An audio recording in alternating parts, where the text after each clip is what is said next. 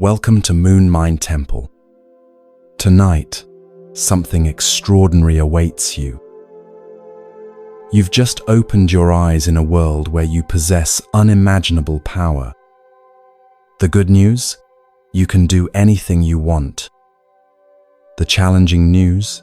Your ego is about to pick a fight with the universe itself.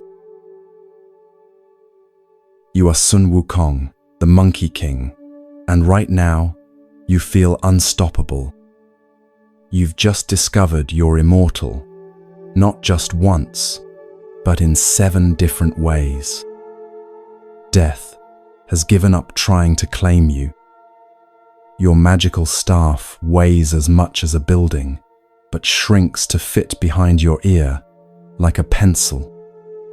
You can transform into anything, travel faster than light, and you've never met a problem you couldn't punch your way through. Sound familiar?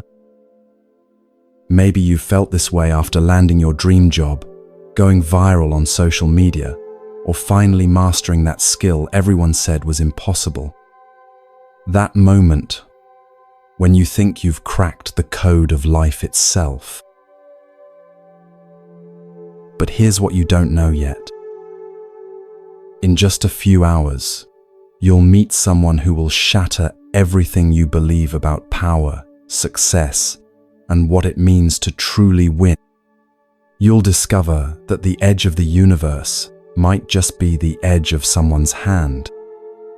And you'll learn why Buddha once said, "The mind is everything. What you think, you become."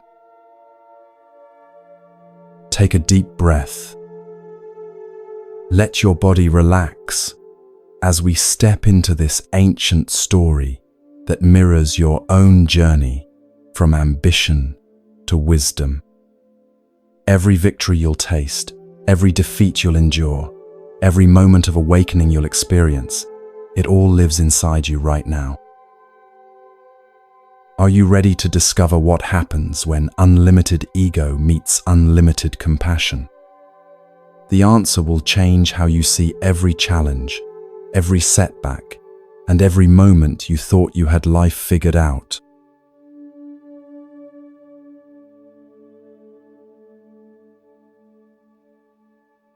You stretch your powerful limbs and feel something incredible coursing through your body.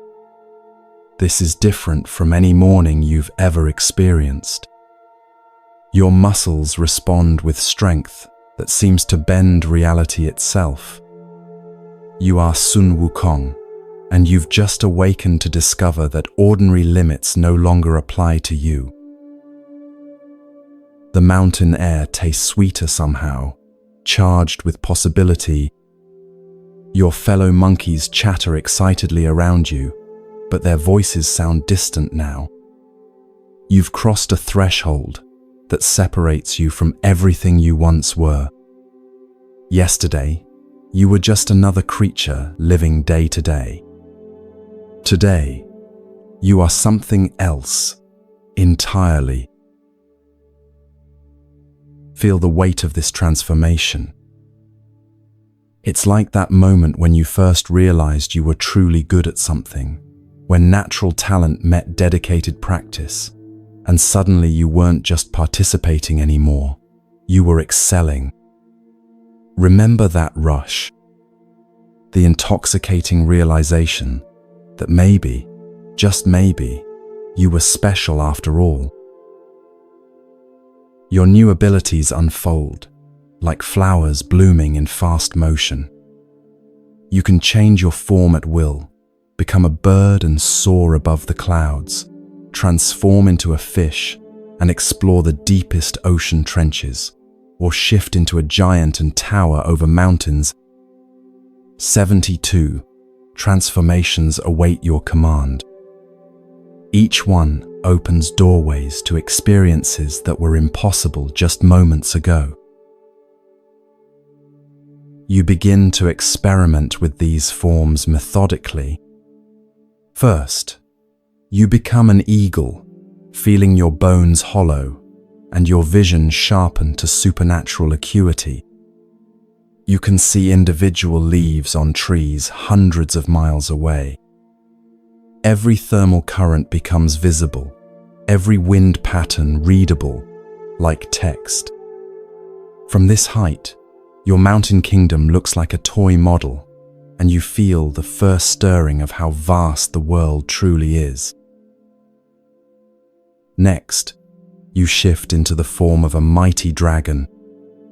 Scales shimmer across your transformed skin as your body stretches to impossible length.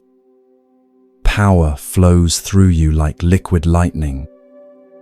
You breathe, and clouds form from your breath. You move, and thunder follows in your wake.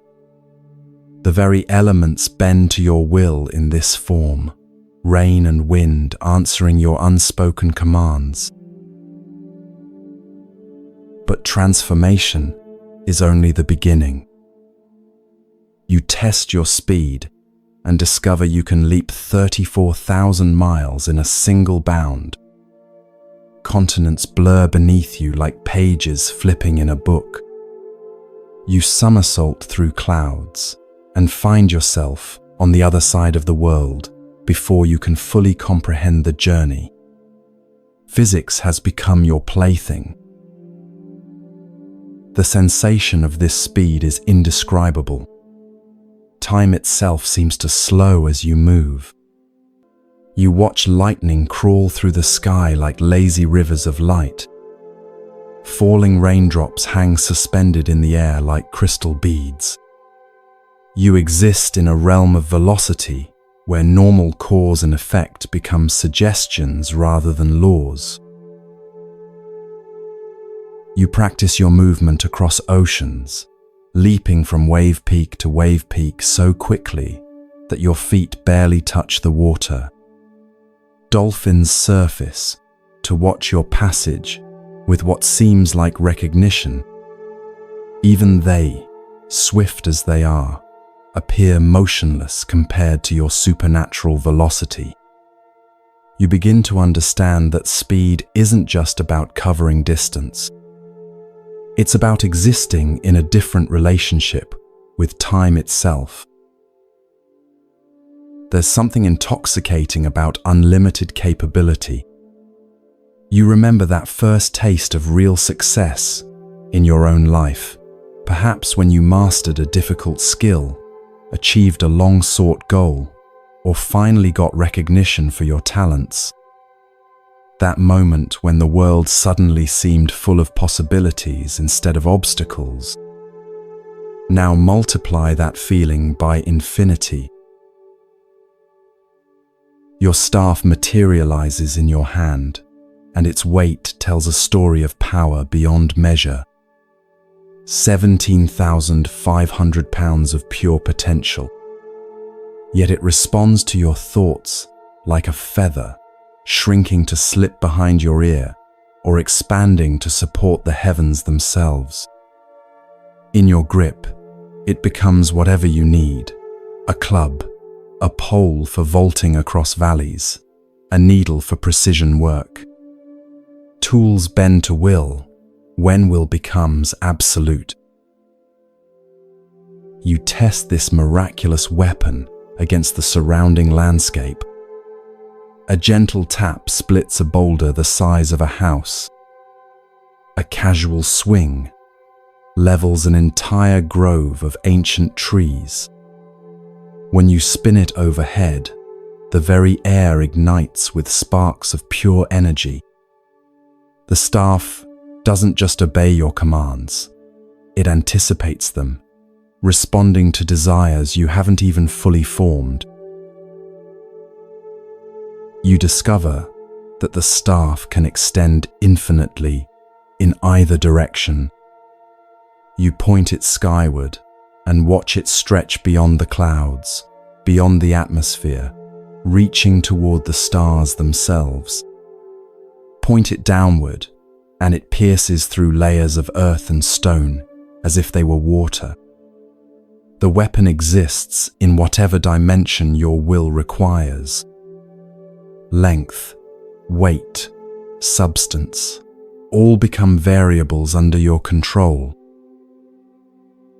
The other monkeys watch your demonstrations with expressions of awe and growing distance. They still recognize you as their king, but now there's something like reverence in their eyes, perhaps even fear. You can see them struggling to understand what you've become. The gap between your capabilities and theirs has grown so vast that communication itself becomes difficult. When you speak to them now, your voice carries undertones of power that make the very air vibrate. Small objects near you begin to levitate without conscious effort on your part. Your footsteps leave impressions in solid stone.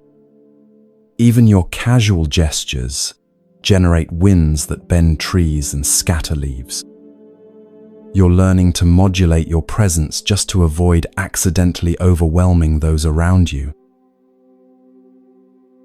This is your first taste of the isolation that comes with transcendence.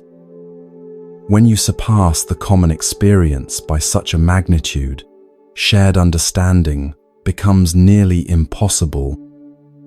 They can marvel at your abilities, but they cannot truly comprehend what it feels like to possess them. You're still among them, physically, but experientially, you've entered a realm they cannot follow. You try to bridge this gap by teaching them some of your simpler techniques. But what comes naturally to you now requires decades of focused practice for others. What you accomplish with a thought, they struggle to achieve through intense concentration. The teaching sessions become exercises in frustration for both parties. You're speaking a language they can hear but not truly understand. But even these incredible abilities pale next to your greatest achievement. You've conquered death itself, not just once, but in every way possible. You've learned the Taoist secrets of immortality through meditation. You've eaten the celestial peaches that grant eternal life. You've consumed pills of immortality. You've even erased your name from the cosmic ledgers of death.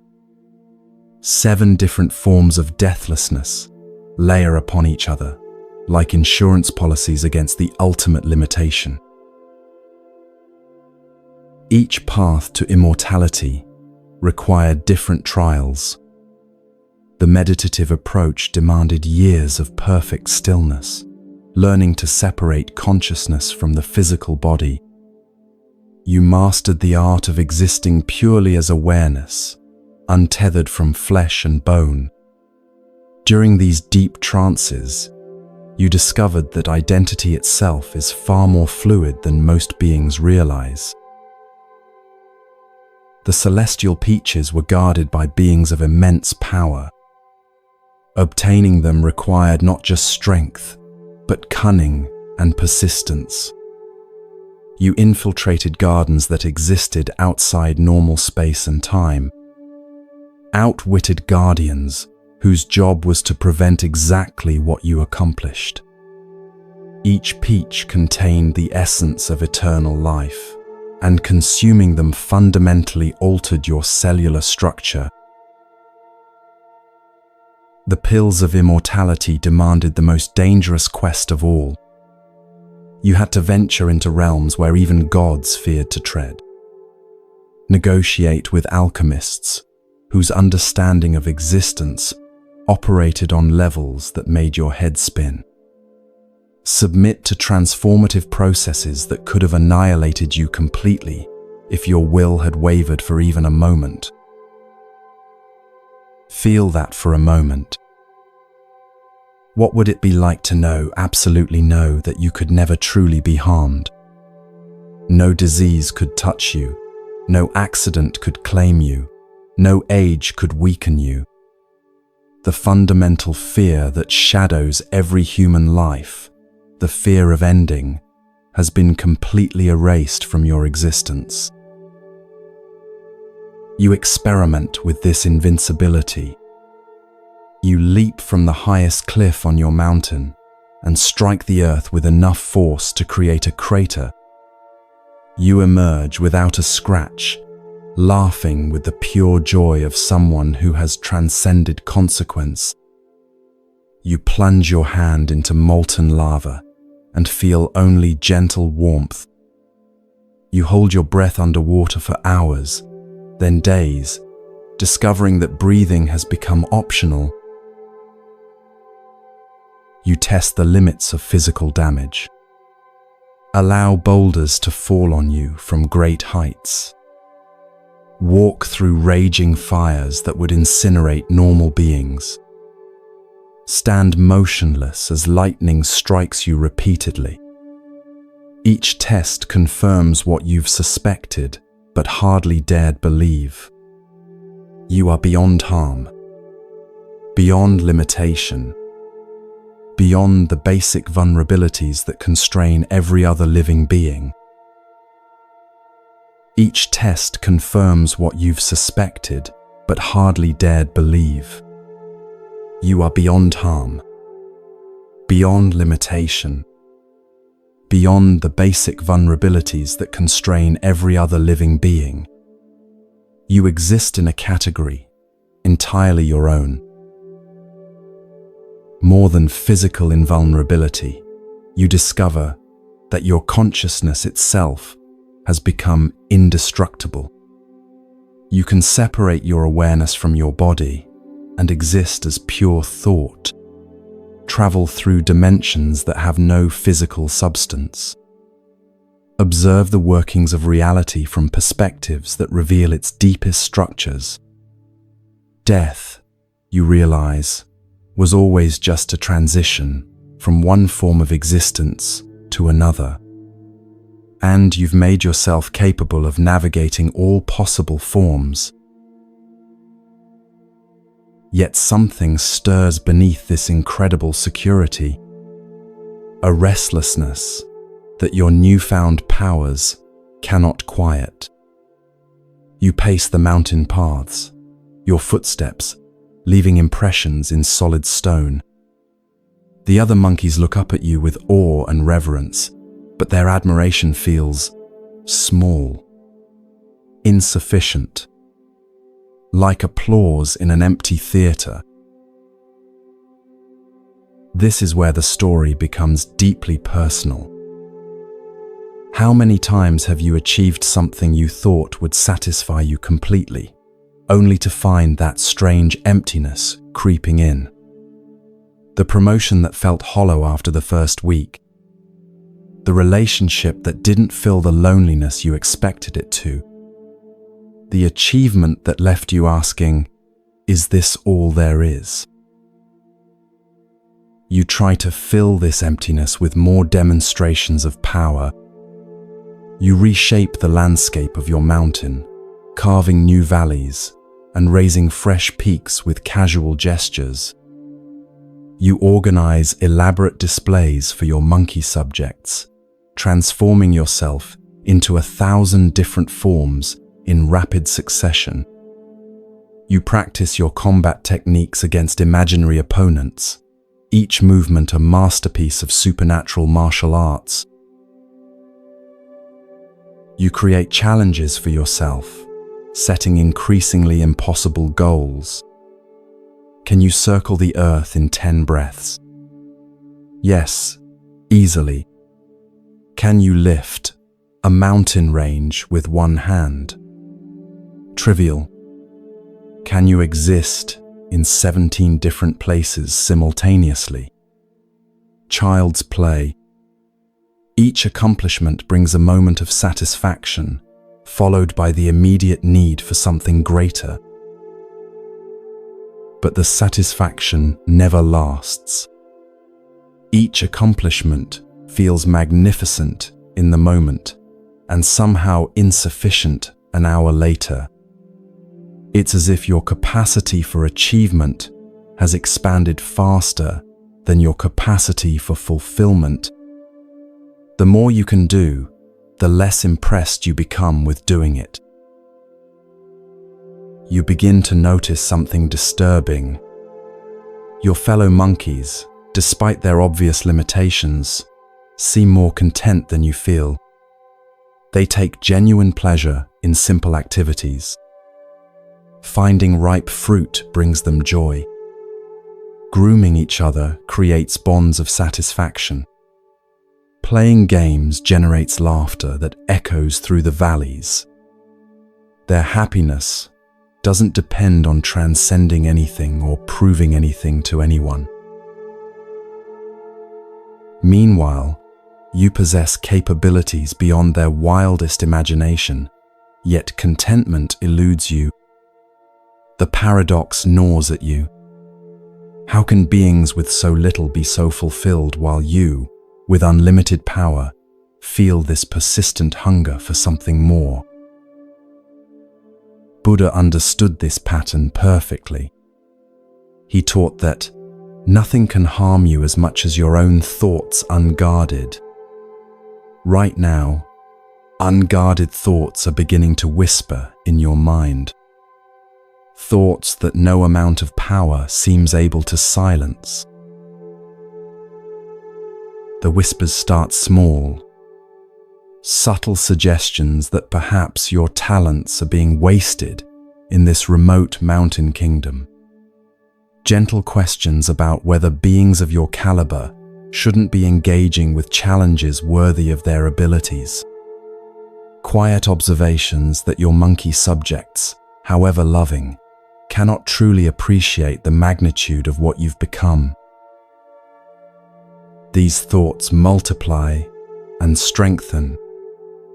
You begin to imagine what recognition from truly powerful beings would feel like. How validating it would be to have your achievements acknowledged by entities who understand their true scope. How much more meaningful your abilities would become if they were applied to cosmic purposes rather than local entertainment. You find yourself gazing upward, beyond the mountain peaks, towards something you can't quite name. The sky stretches endlessly above, and somewhere beyond it lies the realm of the gods. The celestial court where beings of light and wisdom govern the cosmic order. Surely they would appreciate your achievements. Surely they would recognize your true worth. The thought takes root with surprising speed. Why should you remain here, among creatures who cannot truly understand what you've become? Your powers eclipse those of legendary heroes. Your wisdom surpasses that of ancient sages. Your immortality makes you peer to the gods themselves. So why are you still living like an ordinary being on an ordinary mountain? You begin to research the celestial realm through meditation and supernatural perception. You extend your consciousness beyond the physical world and observe the workings of heaven from afar. What you see both inspires and frustrates you. Beings with powers similar to yours move through their cosmic duties with casual authority. They're respected, honored, given responsibilities that match their capabilities. You watch celestial administrators managing the flow of seasons, gods directing the movements of stars and planets, immortal beings overseeing the delicate balance between creation and destruction, all of them working in harmony with forces that dwarf your mountain kingdom, all of them contributing to purposes that span cosmic scales rather than local concerns. None of them had to prove themselves worthy.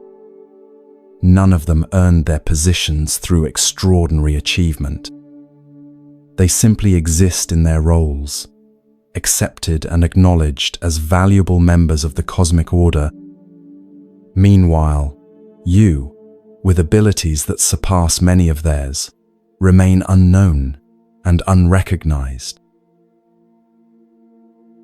This observation breeds resentment. Not sharp or angry resentment, but the slow-burning kind that builds over time. The kind that whispers about unfairness and wasted potential. The kind that suggests you're being deprived of something that rightfully belongs to you.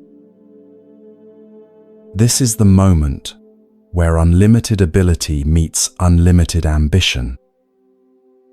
You can feel it building inside you, not just confidence, but something harder and more demanding. Entitlement. The belief that your capabilities should automatically translate into recognition, status, and respect.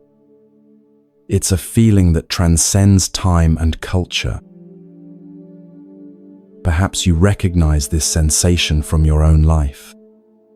That frustration when your talents aren't immediately acknowledged, when your hard work goes unnoticed, when people who seem less capable than you receive opportunities that feel like they should be yours. The voice that whispers, "Don't they know who I am?" You test your powers again, just to feel their scope. You pluck a hair from your arm and blow on it gently. Instantly, it transforms into a perfect copy of yourself. Then another, and another. Soon, thousands of identical monkey kings stand before you, each one possessing your full strength and abilities. An army of yourself, answering to your will alone. You command them to perform increasingly complex tasks. Some reshape the mountain's geography, while others practice elaborate battle formations.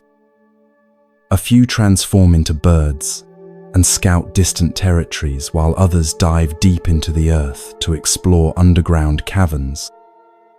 Every duplicate performs flawlessly, each one a testament to your incredible abilities. The demonstration is flawless, but the satisfaction is brief. Even this miracle feels routine now. When you can do anything, does anything feel special anymore? It's a paradox that touches every form of human achievement. The better you become at something, the less wonder you feel in doing it. You dismiss your copies with a wave, and they dissolve back into simple hairs. But the restlessness remains. No, it grows. It gnaws at you like hunger that no meal can satisfy. You have everything, and somehow that feels like nothing. The wind carries scents from beyond your mountain realm. Sweet fragrances that speak of celestial gardens, where immortal peaches ripen under eternal sunlight. Incense that burns in temples where cosmic beings contemplate the mysteries of existence. Music that drifts down from palaces built of crystallized starlight. All of it calling to something deep within you. You close your eyes and extend your supernatural senses. Beyond the mountain, beyond the clouds, beyond the blue dome of sky, you can feel them. The celestial beings who govern wind and rain, seasons and harvests, birth and death. They move through their divine duties with the casual authority of those who've never had their power questioned. They've never had to prove themselves worthy. They simply are. And why shouldn't you be among them? The question forms with crystalline clarity. Your abilities surpass those of many celestial beings. Your wisdom has been hard-won through experience and trial. Your immortality makes you their equal in the most fundamental way. The only difference is location and recognition. You begin to imagine yourself in their courts. Picture yourself contributing to the great cosmic projects that maintain universal order. Envision the respect and acknowledgement that would naturally flow from your demonstrated capabilities. See yourself finally among peers who could appreciate the full scope of what you've achieved. This is where ambition transforms into something more dangerous. Not the simple desire to improve or grow, but the conviction that you deserve what others have, that your worth should be obvious to everyone. That recognition delayed is recognition denied. It's the difference between healthy confidence and toxic entitlement. You stand at the highest peak of Flower Fruit Mountain and spread your arms wide. The gesture encompasses everything you can see: forests and rivers, valleys and lesser peaks, all the way to the horizon where earth meets sky. All of this is too small for what you've become. You need a stage worthy of your capabilities. The monkeys below go about their simple lives. They gather fruit and play games and settle minor disputes. Their concerns seem so trivial now, their problems so easily solved, their entire world so limited compared to the vast possibilities that have opened before you. You feel a mixture of affection and pity for them. They love you certainly, but they cannot understand you. Their horizons are bounded by the mountain's edges. Their ambitions extend only to the next meal or the next comfortable sleeping spot. How can such limited creatures truly appreciate unlimited potential? The decision crystallizes with the inevitability of sunrise. You will go to heaven, not as a supplicant or a visitor, but as an equal claiming your rightful place. You will present yourself to the Jade Emperor and demand recognition for what you are. Not ask for it. Demand it. As you prepare for this cosmic journey, you feel something you haven't experienced in eons. Excitement. Purpose.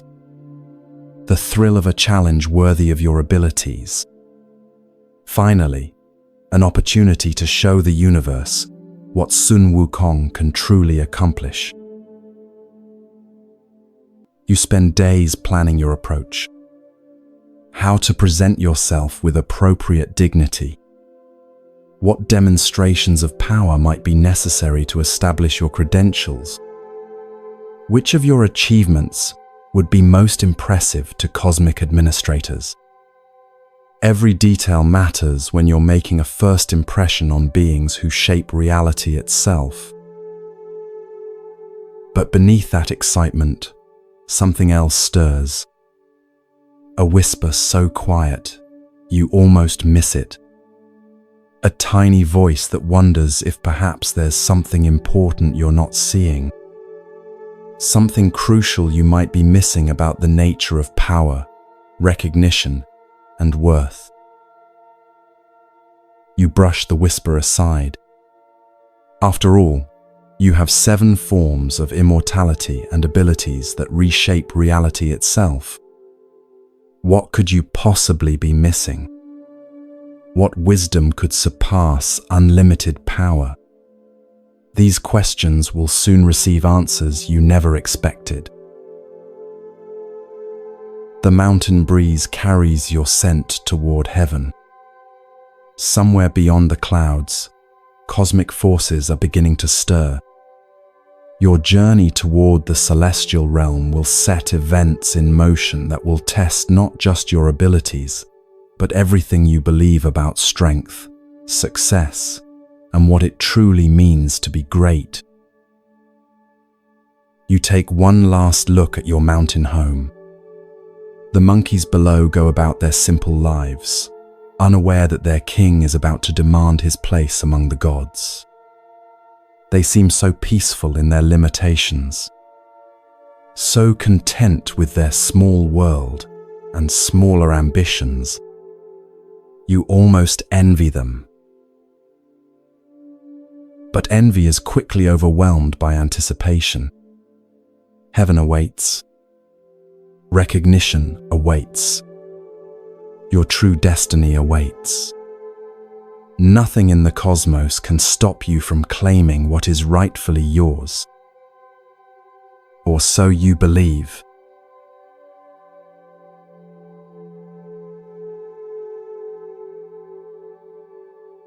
You launch yourself skyward with the confidence of someone who has never truly been denied.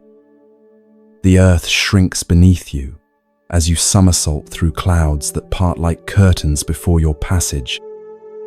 Each leap carries you thousands of miles closer to your destination.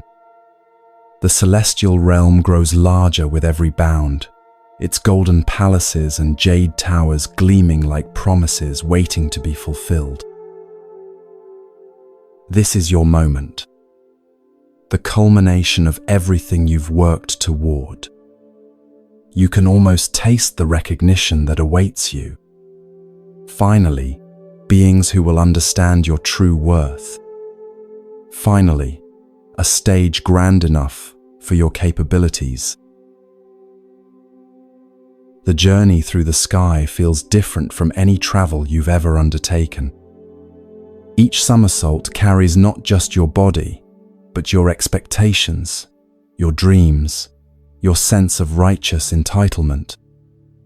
The wind itself seems to celebrate your passage, carrying your scent ahead to announce your arrival. Birds and celestial creatures pause in their flight to watch you pass, as if recognizing that something momentous is occurring. You practice your introduction as you travel. I am Sun Wukong, the Monkey King of Flower Fruit Mountain, achiever of 7 immortalities, master of 70, 2 transformations. The words taste powerful in your mouth. You imagine the expressions of awe and respect they'll generate when spoken before the cosmic court. The immediate recognition of your accomplishments, the rapid assignment to a position worthy of your abilities. As you approach the gates of heaven, you feel that familiar rush of entering somewhere important. It's like walking into a job interview you know you'll ace, or stepping onto a stage where you're about to deliver the performance of a lifetime. Your powers hum beneath your skin like electricity. You've never felt more ready for anything. The celestial realm spreads before you in all its impossible glory. Architecture that defies physical laws stretches in every direction. Bridges of solidified rainbows span distances that would take mortal beings lifetimes to cross. Gardens where flowers sing in perfect harmony fill the air with melodies that touch something deep in your soul. This is clearly a place for beings of exceptional capability, beings like yourself. The celestial gates rise before you, constructed from materials that don't exist on Earth.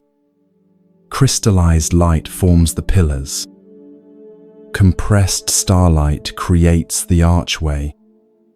Guards in armor, made of pure energy, stand at attention. Everything here radiates the authority of beings who've never had their power questioned. You pause for a moment to appreciate the craftsmanship. These gates weren't built merely for function. They're a statement of power, a demonstration of capabilities that casual observers might find intimidating.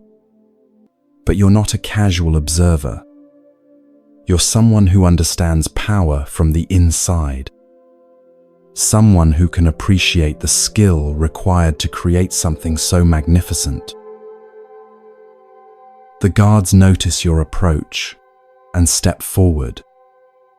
Their expressions carry that particular look you've seen before, the polite interest of gatekeepers who assume you're lost. One of them, his voice carrying the musical tones of someone used to being obeyed, speaks first. "Halt, mortal being. State your business in the celestial realm." Mortal being. The words hit you like a slap. You, who have conquered death in 7 different ways. You, who possess powers that reshape reality itself. You, who could probably defeat both guards without breaking concentration. Mortal being. The assumption stings more than any physical blow could. These beings look at you and see what they expect to see: another earthbound creature seeking audience with their betters. They cannot perceive the cosmic forces you've mastered, cannot sense the immortality that flows through your veins, cannot recognize a peer when one stands before them. But you maintain your composure. After all, they simply don't know who you are yet. Once you introduce yourself properly, this misunderstanding will be cleared up immediately. You straighten to your full height and let a hint of your true power radiate outward. The air itself seems to shimmer around you. "I am Sun Wukong, the Monkey King of Flower Fruit Mountain," you announce, your voice carrying the weight of absolute confidence. "I have mastered the 72 transformations, achieved 7 forms of immortality, and acquired abilities that surpass legendary heroes. I come seeking my rightful place among the celestial court." You let that sink in for a moment. Watch their faces for the dawning recognition that they're in the presence of someone extraordinary. Wait for the shift from casual dismissal to respectful attention. Instead, you see something that makes your confidence waver slightly. The guards exchange glances. Not the awed recognition you expected. Something closer to amusement. The first guard consults a jade tablet that materializes in his hands. His finger traces down what appears to be a list. After a moment, he looks up with the sort of patient expression reserved for children who claim they're old enough to drive. "Sun Wukong," he repeats slowly. "From Flower Fruit Mountain. I'm afraid you're not on our list of expected celestial visitors. Perhaps you'd like to submit a formal petition for audience with the appropriate department? The waiting period is typically 3 to 5 cosmic epochs. 3 to 5 cosmic epochs. Each epoch represents millions of years. They want you to wait potentially billions of years for an appointment. You, who could level their gates with a thought. You, who has achieved what they clearly don't understand, is impossible. The casual dismissal stings worse than any physical blow. You feel your first real taste of bureaucratic indifference. That particular form of institutional blindness that reduces extraordinary individuals to paperwork problems. It doesn't matter what you've accomplished if it doesn't fit their existing categories. It doesn't matter how powerful you are if you haven't followed their proper procedures. This is that moment everyone experiences, eventually, When your achievements, real, substantial, impressive achievements, are met with bureaucratic indifference. When the system treats your exceptional as ordinary. When gatekeepers, who couldn't do what you've done, act like they're doing you a favor by acknowledging your existence. You feel your temper beginning to simmer. Not explosive anger yet, but that slow burn of someone who's being systematically underestimated. Perhaps, you say, your voice carefully controlled, you don't fully understand who you're speaking to. Allow me to demonstrate. You pluck a single hair from your arm and blow on it gently. Instantly, it transforms into a perfect copy of yourself. Then another, and another. Within moments, 100 identical Monkey Kings stand behind you, each radiating the same power you possess. The display is effortless, casual, like someone pulling out their phone to show photos. The demonstration has its intended effect. The guards step backward. Their expressions shift from polite dismissal to concerned attention. Good. Now they're beginning to understand. You dismiss your copies with another gentle breath, and they dissolve back into harmless hairs. As I was saying, you continue smoothly. I believe there may be a place for someone of my capabilities in the celestial hierarchy. You watch their faces carefully as they process what they've just witnessed. The casual multiplication of yourself, the effortless control over matter and energy, the obvious power that radiates from your being. Surely now they understand that you're not some random supplicant seeking favors. You're a being of genuine cosmic significance. The guards huddle briefly in whispered consultation. You catch fragments of their conversation. Unauthorized demonstration of power, protocol for exceptional cases. Better inform the emperor immediately. Finally, they separate and face you again. The first guard's tone has shifted to something more respectful, though still cautious. The Jade Emperor will see you, he announces. Please follow the golden pathway to the throne room. You will be announced upon arrival. Do not deviate from the designated route. Do not touch any celestial artifacts, and do not demonstrate further abilities without express permission. You nod graciously. Of course, they have protocols. Large organizations always do.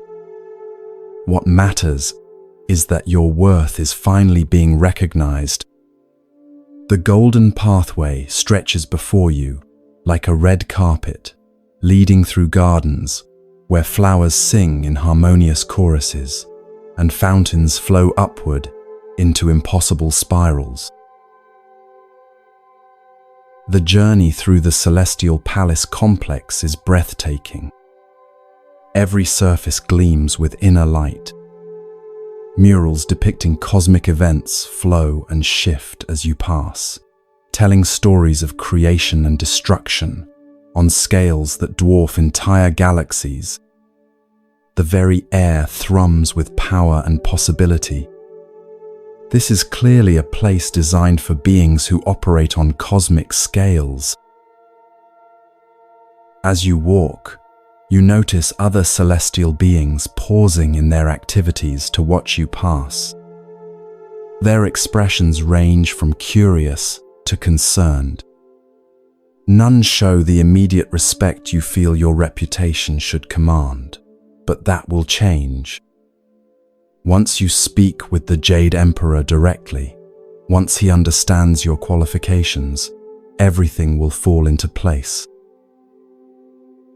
You pass through halls where minor gods conduct the business of universal maintenance, adjusting the flow of time in various star systems, calibrating the forces that hold galaxies together, managing the delicate balance between order and chaos that allows existence to continue. The scope of their responsibilities is impressive, but not beyond your capabilities.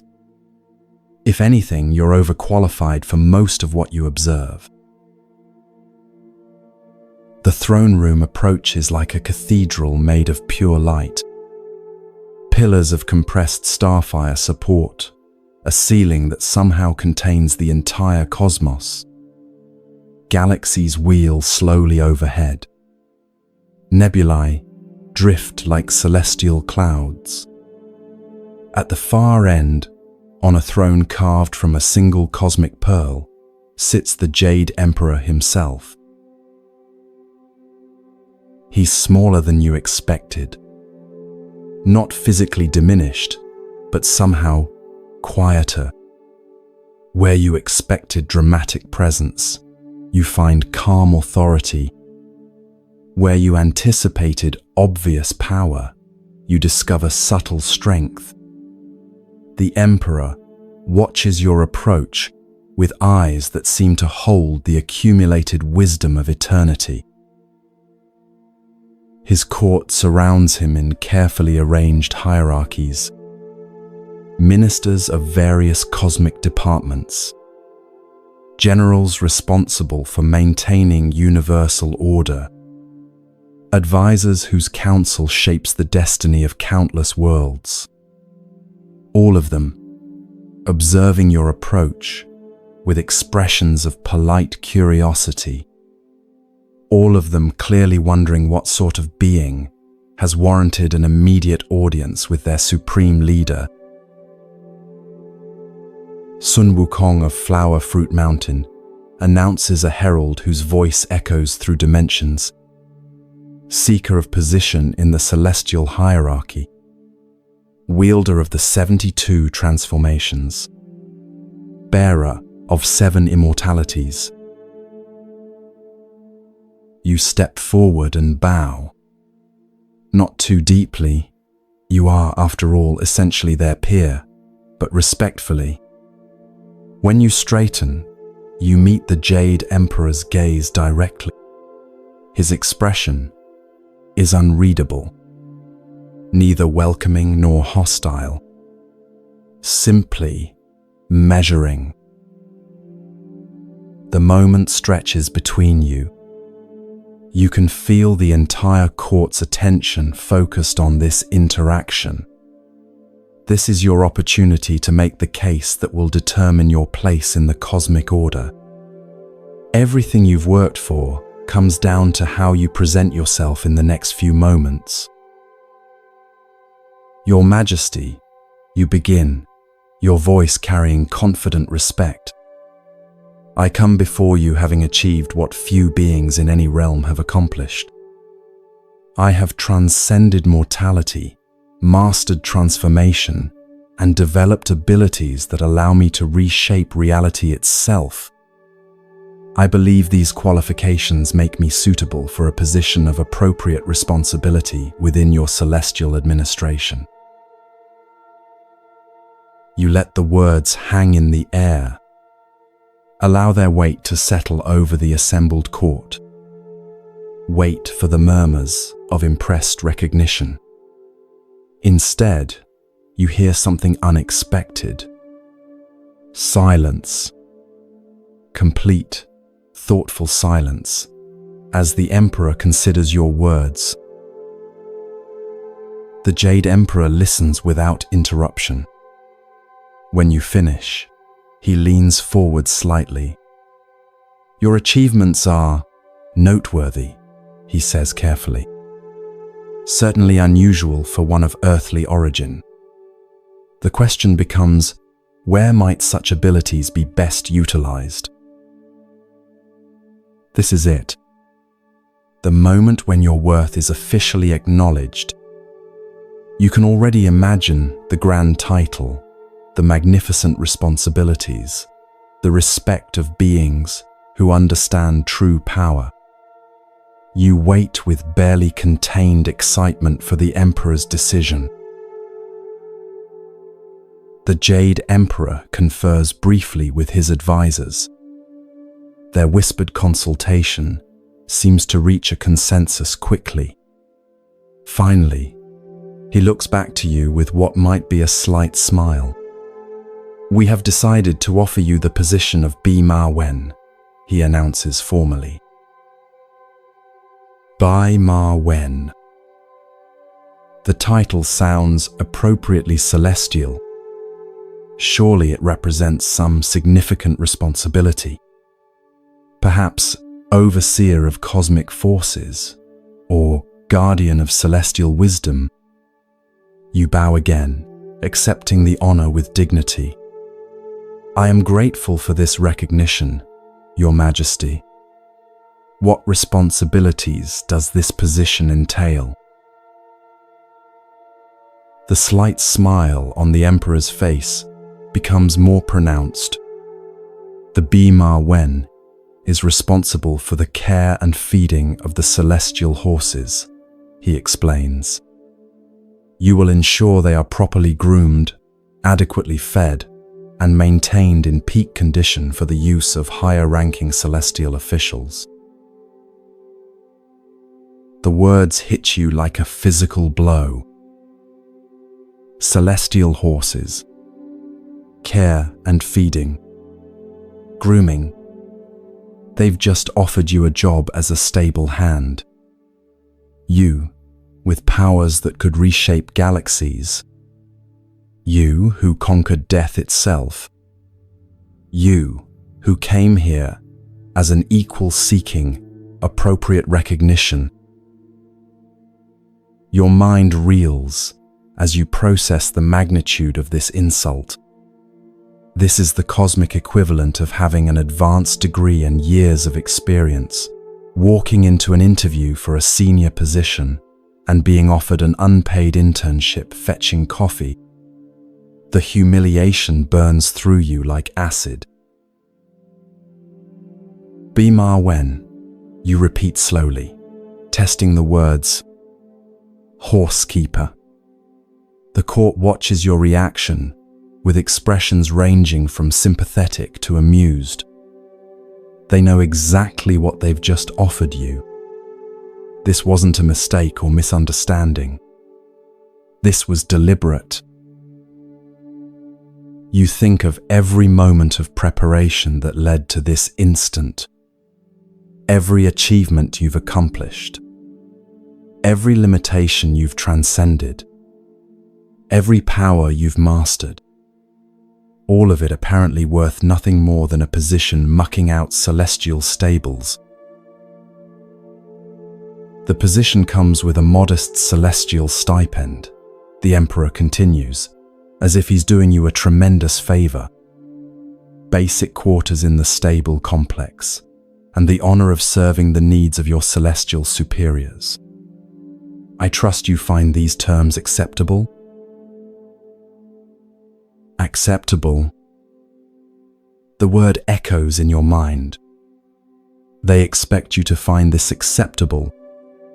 They expect you to bow gracefully and trot off to shovel celestial manure while they congratulate themselves on their generosity. They expect you to be grateful.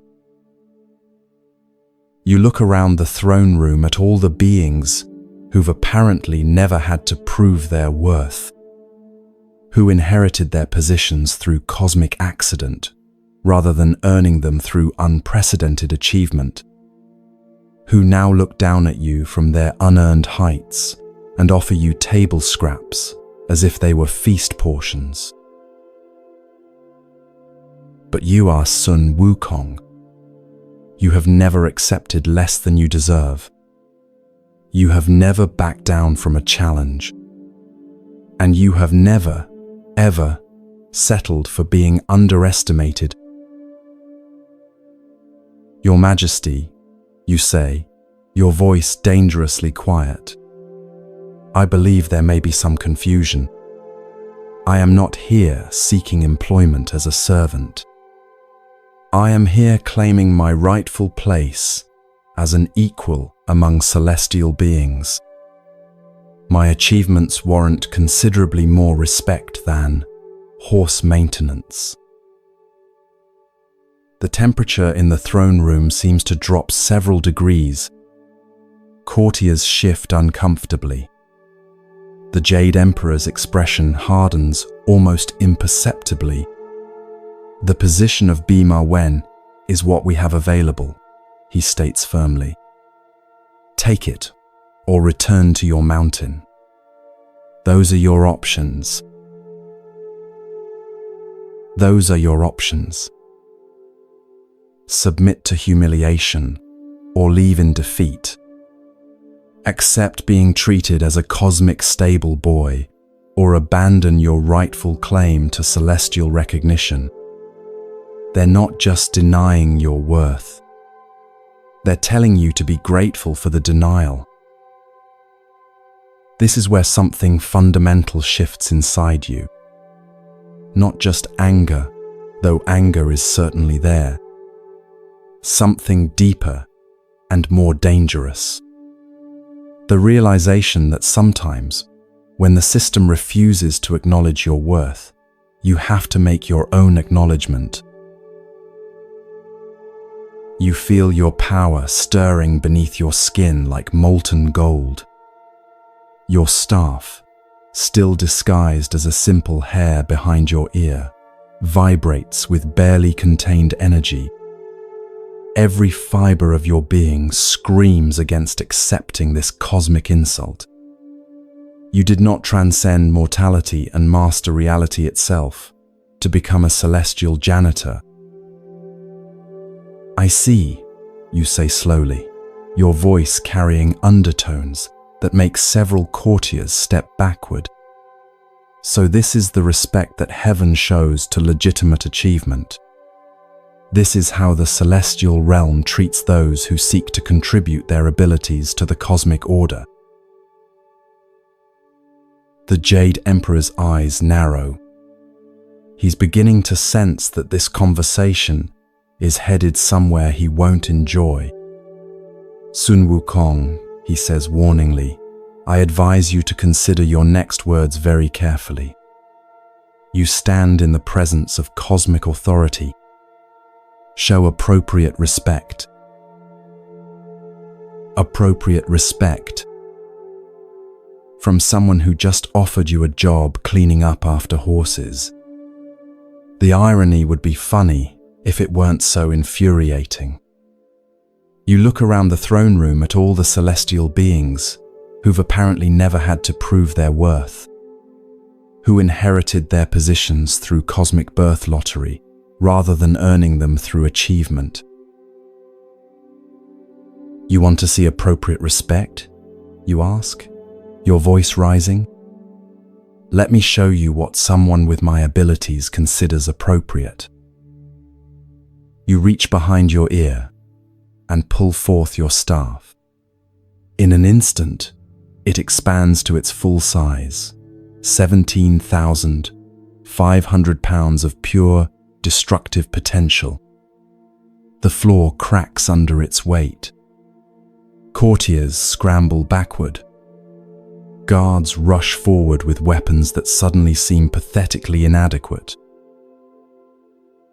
I am Sun Wukong, you declare, your voice now carrying the full weight of your power.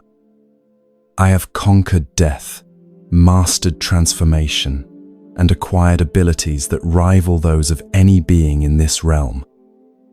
I declare myself the great sage, equal to heaven, and if heaven will not recognize my worth voluntarily, then I will make heaven recognize it.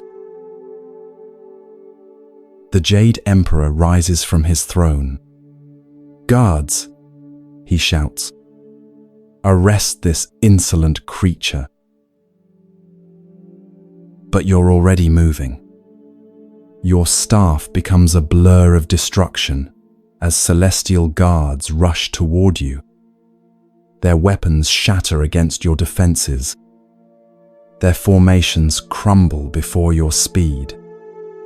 You're not just fighting them. You're demonstrating everything they failed to recognize. This is your moment of absolute validation. Every strike proves your worth. Every defeated opponent vindicates your claim. Every shattered weapon demonstrates that you were right all along. You are their equal. You are their better. And now they know it. The battle spreads throughout the celestial palace. More guards arrive, then generals, then cosmic champions. Each wave crashes against your abilities like ocean waves against an unmovable cliff. You clone yourself into an army and fight on multiple fronts simultaneously. You transform into different shapes to counter their strategies. You wield your staff with the precision of a surgeon and the power of a natural disaster. And through it all you laugh. Not with cruelty, but with pure joy. The joy of finally being able to show the universe what you're truly capable of. Of proving beyond doubt that you belong among the greatest beings in existence. Of forcing recognition from those who thought they could dismiss you. 100,000 celestial warriors. That's what they send against you. An army that could conquer galaxies. And you meet them all. Not just meet them, you revel in the challenge. This is what you were made for. This is why you developed such incredible abilities. Not to tend horses, but to stand as an equal among the cosmos's greatest powers. Victory tastes sweeter than celestial wine. As the last of their champions falls before your might, you stand amid the wreckage of their authority and feel complete for the first time since arriving in heaven. The throne room is yours. The palace is yours. The respect you demanded has been taken by force. But even in triumph, something whispers at the edge of your consciousness. A tiny voice, wondering if perhaps there was another way. If maybe the path of force, however satisfying, might not lead where you truly want to go. You dismiss the thought quickly. After all, you've just proven definitively that you were right all along. The Jade Emperor, watching from behind his overturned throne, looks both defeated and strangely sad. Very well, he says quietly.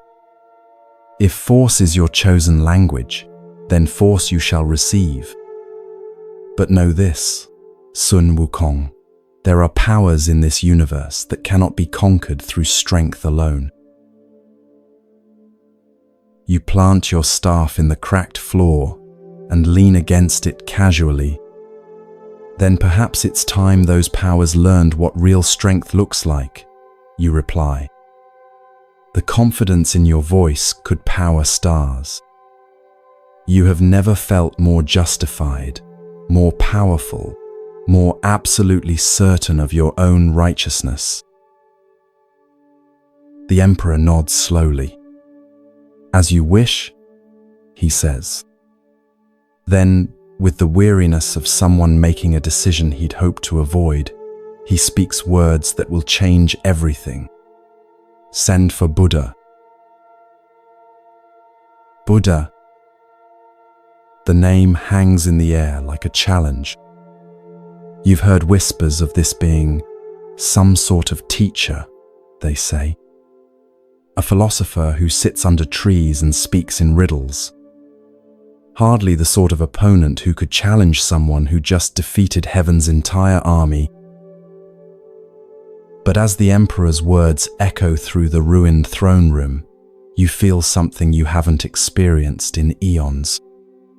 A tiny flutter of uncertainty. Not fear, certainly not fear, but perhaps the first hint that your journey toward ultimate recognition might not be over yet. Somewhere beyond the celestial realm, a presence stirs, ancient beyond measure, gentle beyond understanding, and possessed of a power so profound that it makes your cosmic rampage look like a child's tantrum. But you don't know that yet. Right now, you stand victorious among the ruins of heaven's authority. You have proven your worth through strength. You have claimed your recognition through force. You are exactly where you always knew you deserved to be. And you have no idea that everything is about to change.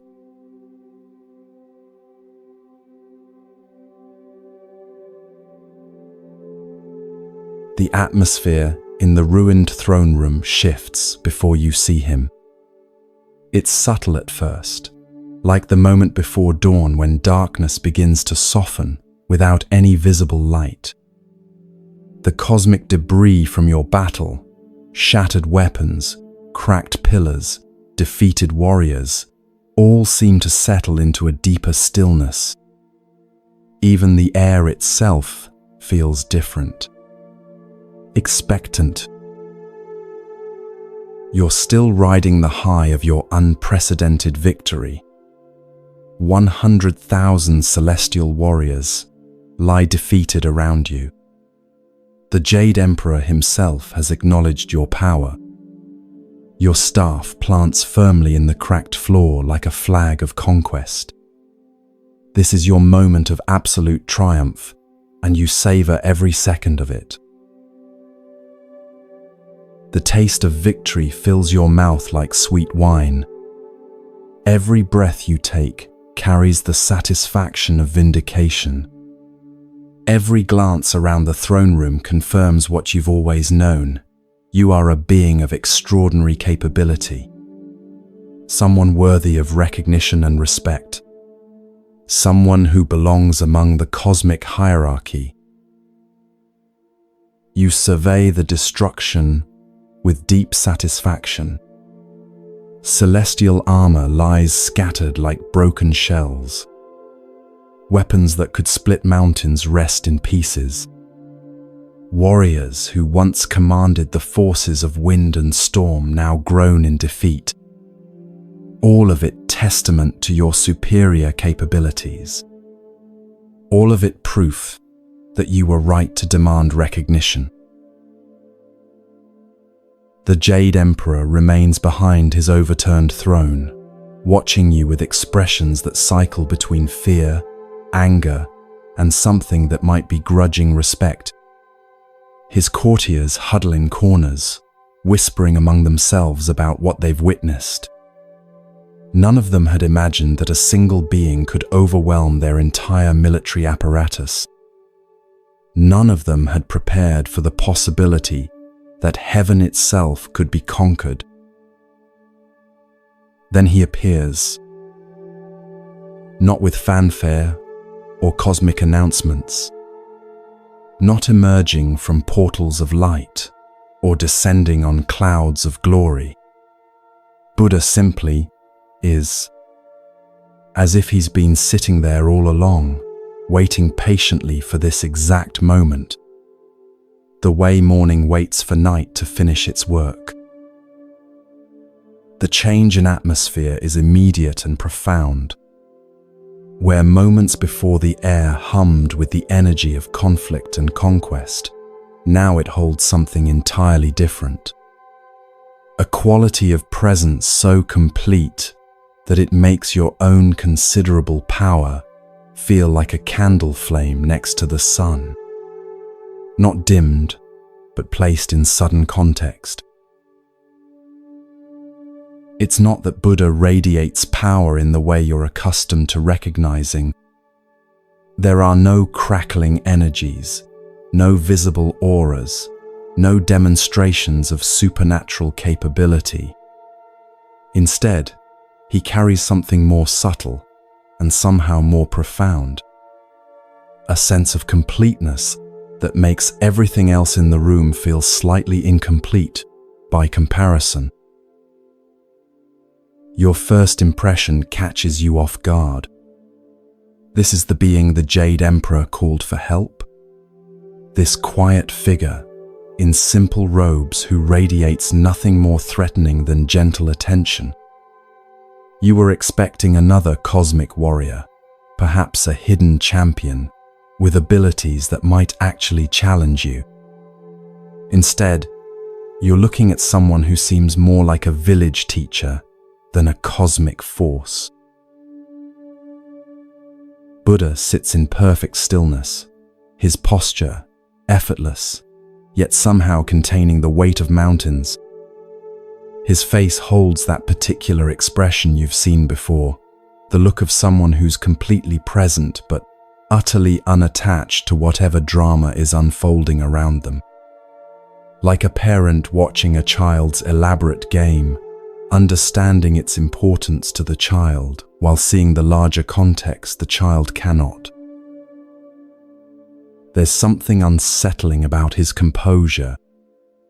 You've just torn through heaven's defenses like paper, demonstrated capabilities that forced the cosmic order itself to acknowledge your power, proven beyond doubt that you are a force to be reckoned with. Yet this being looks at the aftermath of your triumph with the same serene attention he might give to falling leaves. The defeated celestial warriors around you seem to sense the change as well. Those who were groaning in pain have fallen silent. Those who were struggling to rise have settled into stillness. Even the Jade Emperor's expression has shifted from defeat to something like curiosity, as if Buddha's presence has transformed the entire situation from crisis to something else. You feel the first stirring of something uncomfortable. Not fear, certainly not fear, but a kind of unsettled confusion. Where others have shown terror, anger, or desperate defiance in response to your power, this being shows nothing. Not indifference, but a quality of attention so complete, it feels like looking into still water. You realize that everyone in the throne room is now looking between you and Buddha, waiting to see what will happen when irresistible force meets. What exactly? You can't categorize what you're sensing from this quiet teacher. He doesn't feel like an obstacle to overcome or an opponent to defeat. He feels like something else entirely. You decide to take the initiative. After all, you're the one who just won this confrontation. You're the one whose capabilities have been definitively proven. You're the one who has rightfully claimed recognition through demonstration of superior ability. So, you say, your voice carrying the authority of recent victory, you're the Buddha everyone whispers about. The great teacher who the emperor thinks can succeed where his entire army failed. You gesture broadly at the destruction around you. I hope you can see that I've already demonstrated where true power lies in this conflict. Buddha's gaze meets yours directly. His eyes hold depths you can't quite fathom, not mysterious in a threatening way, but like looking into water so clear, you can't tell how deep it goes. When he speaks, his voice carries the same quality as his presence, completely unhurried, utterly unimpressed by the chaos surrounding him. I can see that you possess remarkable abilities, Sun Wukong, he says simply. Your strength is undeniable. Your skills are extraordinary. Your determination is impressive. There's something in the way he pauses before that last word that you can't quite identify. Not mockery, but perhaps a deeper understanding than you're comfortable with. The word impressive sits strangely in the air. Coming from anyone else, it would sound like high praise. But from Buddha, it carries subtle undertones that make you wonder if he's describing something different from what you think he's describing. As if he's seeing layers of your actions that escape your own perception. You notice that the defeated warriors around you have begun to stir, not with pain or anger, but with something like hope, as if Buddha's presence has reminded them of possibilities they'd forgotten. Even the Jade Emperor has emerged from behind his throne, watching the interaction with obvious fascination. The entire court seems to be holding its breath. You straighten to your full height, letting some of your power radiate outward. The air shimmers around you like heat waves. Defeated celestial warriors nearby stir uncomfortably. But Buddha remains perfectly still, neither impressed nor concerned. It's like trying to intimidate a mountain. "My abilities speak for themselves," you reply, gesturing at your conquered opponents.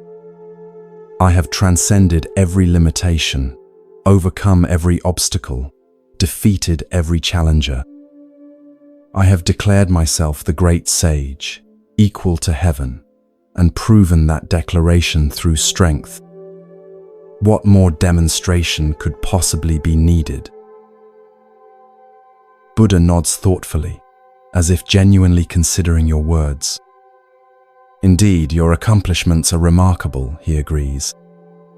"Tell me, though, having proven your strength so thoroughly, having defeated such overwhelming odds, having claimed the recognition you sought, do you feel complete now?" The question hits you strangely. Complete? Of course you feel complete. You've achieved everything you set out to accomplish. You've forced heaven itself to acknowledge your worth. You stand victorious over challenges that would have crushed lesser beings. What could be more complete than total victory? And yet, as you open your mouth to respond with absolute certainty, something gives you pause. That tiny restlessness that drove you to heaven in the first place, is it gone? That hunger for recognition and validation, has it truly been satisfied? Or do you find yourself already wondering what comes next? What greater challenge might await? What higher mountain remains to be climbed? The pause stretches uncomfortably as you examine your own inner state. The victory feels magnificent, certainly. But underneath the triumph, something still stirs. A whisper of, "What now?" that you hadn't expected. A sense that perhaps this achievement, like all the others, might not provide the lasting satisfaction you anticipated. You become aware that the entire throne room is watching this internal struggle play out on your face. The celestial court, the defeated warriors, even the Jade Emperor himself, all waiting to see how you'll respond to Buddha's simple question. The silence stretches like a held breath. You shake off the moment of uncertainty. "I have achieved exactly what I intended," you state firmly. "I have proven my worth and claimed my rightful place. Any incompleteness you might perceive is simply the natural desire of a superior being to continue growing and achieving." Buddha's slight smile carries no judgment, only a kind of gentle recognition. "Ah," he says softly, "the desire to continue growing. I understand. Tell me, Sun Wukong, in all your remarkable journeys, in all your incredible transformations, have you ever encountered a boundary you could not cross?" Now this is more like it. A direct challenge to your capabilities. Finally, something you can address with confidence. No, you answer without hesitation. There is no limitation I have not overcome.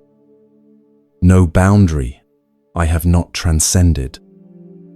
No obstacle I have not conquered. I have literally traveled to the ends of existence and back. The memory of that journey fills you with renewed confidence. Your cosmic travels beyond all known limits. Your ventures into realms that even gods dare not explore. Your repeated demonstrations that conventional boundaries simply don't apply to beings of your caliber. You elaborate on your greatest journey, how you traveled faster than light itself, moving through dimensions where normal physics held no sway. How you passed beyond the edges of known galaxies, beyond the reach of cosmic forces, beyond the influence of time and space themselves. How you discovered realms where existence itself took forms that defied comprehension.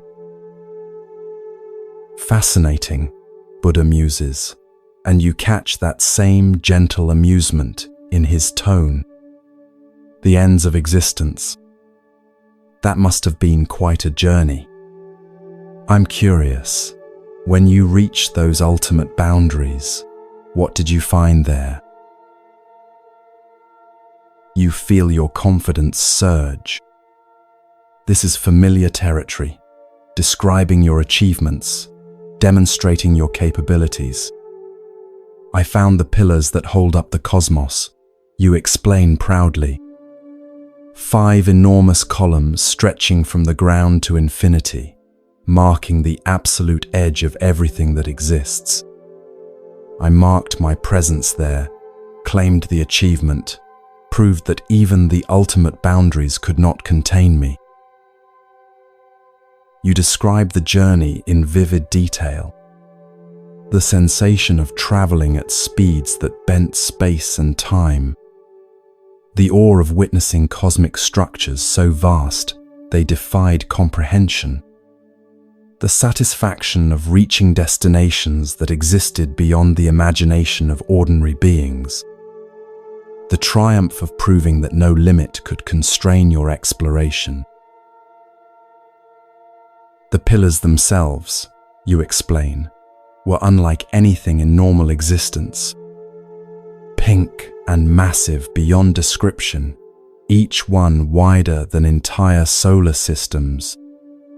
They stretched upward beyond the reach of vision, supporting the very fabric of reality itself. Standing among them, you felt the weight of cosmic responsibility, the profound significance of being the first and only being to reach such ultimate boundaries.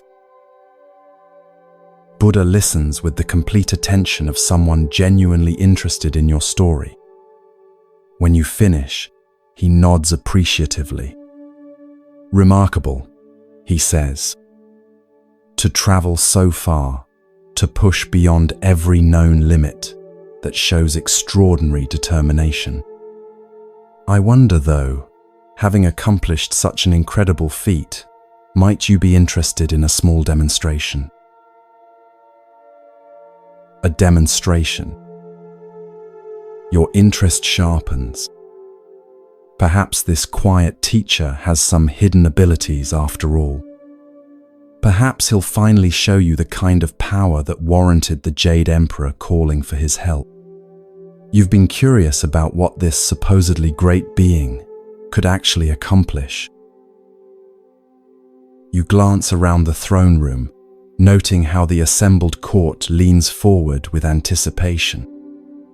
Even the defeated warriors seem interested in what Buddha might demonstrate. The Jade Emperor watches with obvious fascination, as if he too wants to see what his last resort can actually do. What sort of demonstration, you ask, your tone carefully neutral. You're not about to be impressed easily. Not after what you've achieved. But you're willing to observe whatever this Buddha thinks might be worth your attention. Buddha extends his right hand in a gesture so casual it seems almost absurd. Palm up, fingers relaxed, nothing more threatening than someone offering to shake hands. "I hear you're quite powerful," he says with that same unhurried calm. "Your speed in particular seems extraordinary. Tell me, do you think you could escape from my palm?" You stare at him for a moment, certain you must have misheard. Escape from his palm. His hand is maybe a foot wide. You, who can travel 34,000 miles in a single somersault. You, who have journeyed to the edges of existence itself. You, who move faster than thought and cover distances that span galaxies. The question is so absurd you almost laugh out loud. This must be some sort of test of your patience, or perhaps a riddle with hidden meaning. But Buddha's expression remains perfectly serious, perfectly patient. He's actually asking if you can escape from a human-sized hand. You look more closely at the extended palm. It appears completely ordinary. Normal skin, natural lines, no visible energy or supernatural enhancement. If anything, it looks smaller and more delicate than your own hands. The idea that this could pose any sort of challenge to your cosmic capabilities seems genuinely ridiculous. You hear muffled sounds from the court. Some of the celestial beings are exchanging glances. A few seem to be suppressing smiles. Clearly, they're as bewildered by Buddha's challenge as you are. The Jade Emperor looks frankly puzzled, as if wondering whether his final gambit has lost his mind. "Are you serious?" you ask, unable to keep a note of amusement from your voice. "You want to know if I can escape from your palm? I've traveled beyond the pillars of creation. I've crossed distances that would take light eons to traverse. Your palm is." You pause, searching for an adequately dismissive comparison. "Your palm is like asking if I can step over a pebble." Buddha nods with apparent understanding. "I see why you might find the challenge modest," he agrees. "Still, humor me. Sometimes the smallest tests reveal the most interesting truths. What do you say? Would you be willing to demonstrate your remarkable speed one more time?" There's something in his tone that catches your attention. Not mockery or condescension, but a kind of gentle invitation. As if he's offering you a gift rather than issuing a challenge. The whole situation feels surreal. Here you stand in the ruins of Heaven's army, having just proven your superiority over cosmic forces, and this quiet teacher wants to play some sort of children's game with his hand. You consider the implications. This is clearly some sort of lesson or demonstration. Perhaps Buddha wants to illustrate a point about the nature of power or limitation. Perhaps he's testing your willingness to engage with seemingly trivial challenges. Perhaps he genuinely doesn't understand the scope of your abilities, and needs a direct demonstration. You glance around the throne room one more time. Every eye is focused on this interaction.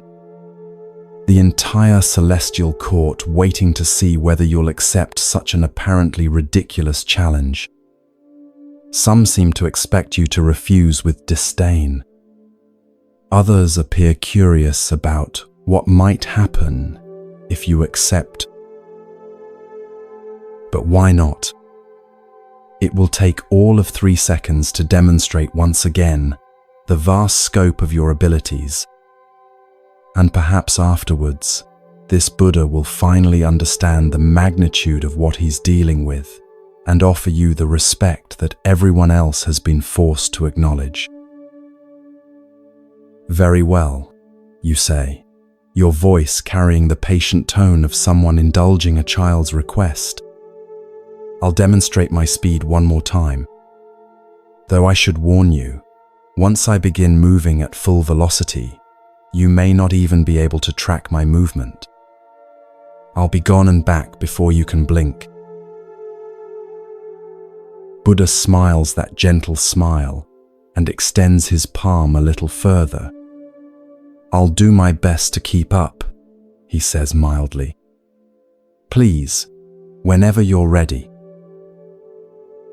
You take a deep breath and center yourself. Not because the challenge requires any significant effort, but because you want this demonstration to be flawless.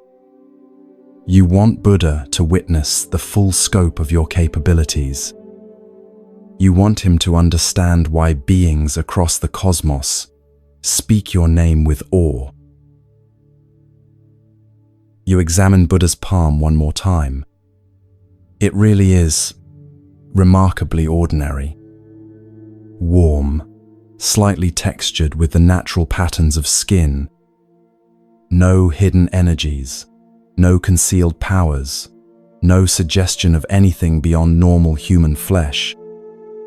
The contrast between this mundane surface and your cosmic capabilities makes the challenge feel almost comical. The court watches in complete silence as you prepare. Even the defeated warriors have propped themselves up to observe this strange contest. The Jade Emperor leans forward on his throne, clearly fascinated despite himself. Everyone seems to understand that something significant is about to happen, even if they can't imagine what. You leap into Buddha's palm with the confidence of someone performing a routine exercise. The surface beneath your feet feels perfectly ordinary, warm, slightly textured, completely unremarkable. You take one brief moment to appreciate the vast difference in scale between your cosmic abilities and this tiny arena. Then you launch yourself skyward with every ounce of power you possess. The sensation is pure exhilaration. You rocket upward and outward at speeds that turn the universe into a blur of color and light. Galaxies streak past you like raindrops on a window. Stars become threads of light stretching into infinity. You're moving so fast that time itself seems to bend around your passage. This is what you were made for. This moment of absolute freedom, of unlimited capability unleashed without restraint. Every somersault carries you millions of light years further from Buddha's palm. Every second of flight proves once again that no boundary can contain you. You are speed incarnate, power unleashed, possibility without limits. The cosmos spreads before you in all its infinite glory. Spiral galaxies rotating in stately cosmic dances. Nebulae painting space with colors that have no names. Black holes warping reality around their event horizons. all of it streaming past as you push toward the ultimate boundaries of existence itself. You fly for what feels like hours, past nebulae that paint the cosmos in impossible colors, through stellar nurseries where new stars struggle toward birth, beyond the gravitational fields of massive black holes that warp space and time around their hungry mouths. Each landmark confirms that you're moving far beyond anything that could be called a palm. The journey becomes meditative in its vastness. You settle into the rhythm of cosmic travel, each somersault carrying you deeper into the unexplored reaches of existence. This is where you belong, not bound by the petty limitations of form or proximity, but free to explore the infinite reaches of reality itself. You pass through regions of space where physics operates according to different rules, dimensions where time flows backward, realms where matter and energy exist in states that defy comprehension, zones where the very concepts of distance and direction become meaningless. Yet still you travel, your supernatural abilities allowing you to navigate impossibilities with ease. You encounter cosmic phenomena that would drive lesser minds to madness. Storms of pure thought that rage across dimensional boundaries. Rivers of liquid time that flow between universes. Forests of crystallized music that sing the songs of creation itself. All of it testament to the vast scope of existence and your unique ability to experience it firsthand. And then, in the distance, you see them, 5 massive shapes rising from the cosmic horizon like pillars supporting the universe itself.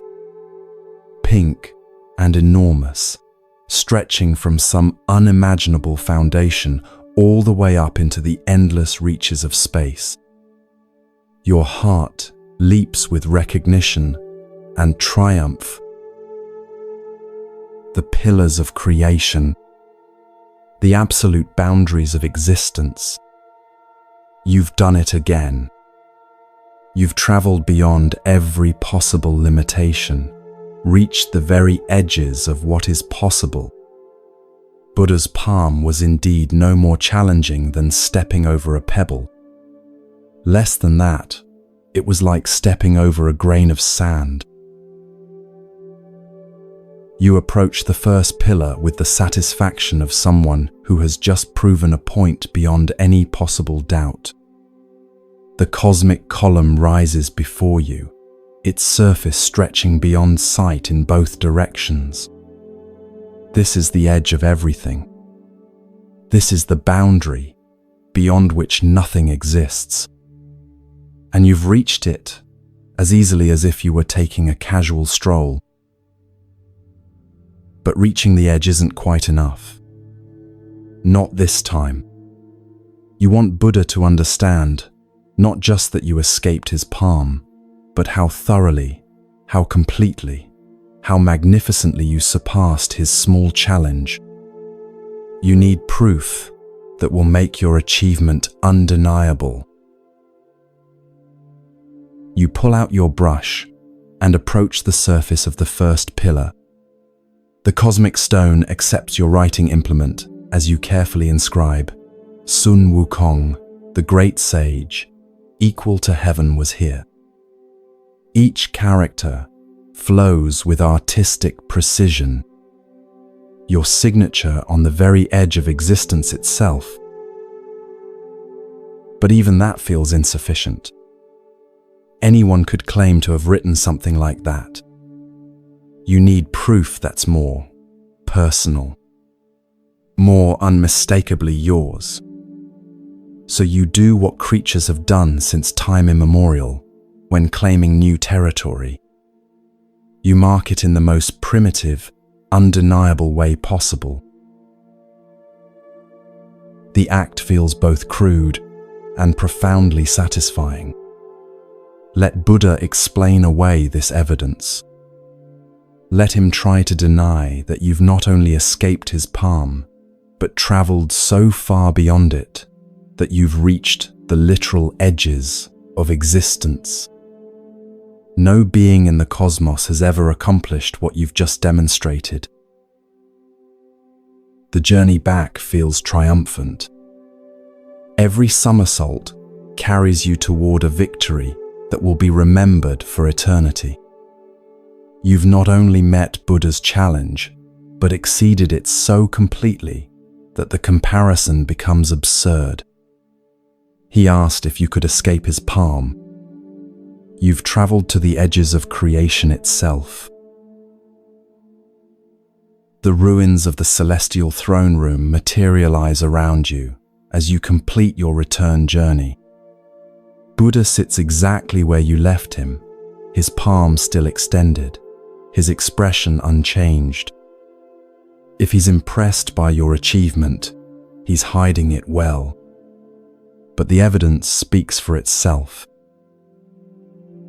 You land in his palm with the biggest grin of your immortal existence. Done, you announce, your voice ringing with absolute confidence. I flew to the pillars at the edge of existence. I marked my territory. I even left my signature. I trust this adequately demonstrates that your challenge was, shall we say, less demanding than you might have hoped. Buddha looks at you with that same gentle attention. Really? He asks, his tone carrying nothing but polite interest. You traveled to the edge of existence? How remarkable. I'm curious, what exactly did you write on those cosmic pillars? You can barely contain your satisfaction. This is the moment of absolute vindication. I wrote, Sun Wukong, the great sage equal to heaven, was here. You recite proudly. Clear proof that I reached the ultimate boundaries and claimed them in my own name. As for the other evidence, well, I believe that speaks for itself. Buddha nods thoughtfully. Fascinating, he murmurs.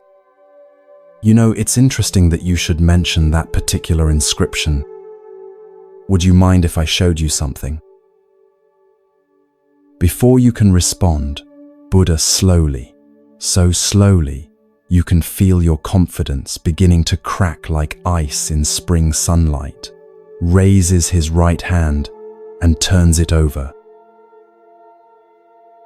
There, on his middle finger, written in your own careful handwriting, are the words, Sun Wukong, the great sage, equal to heaven, was here.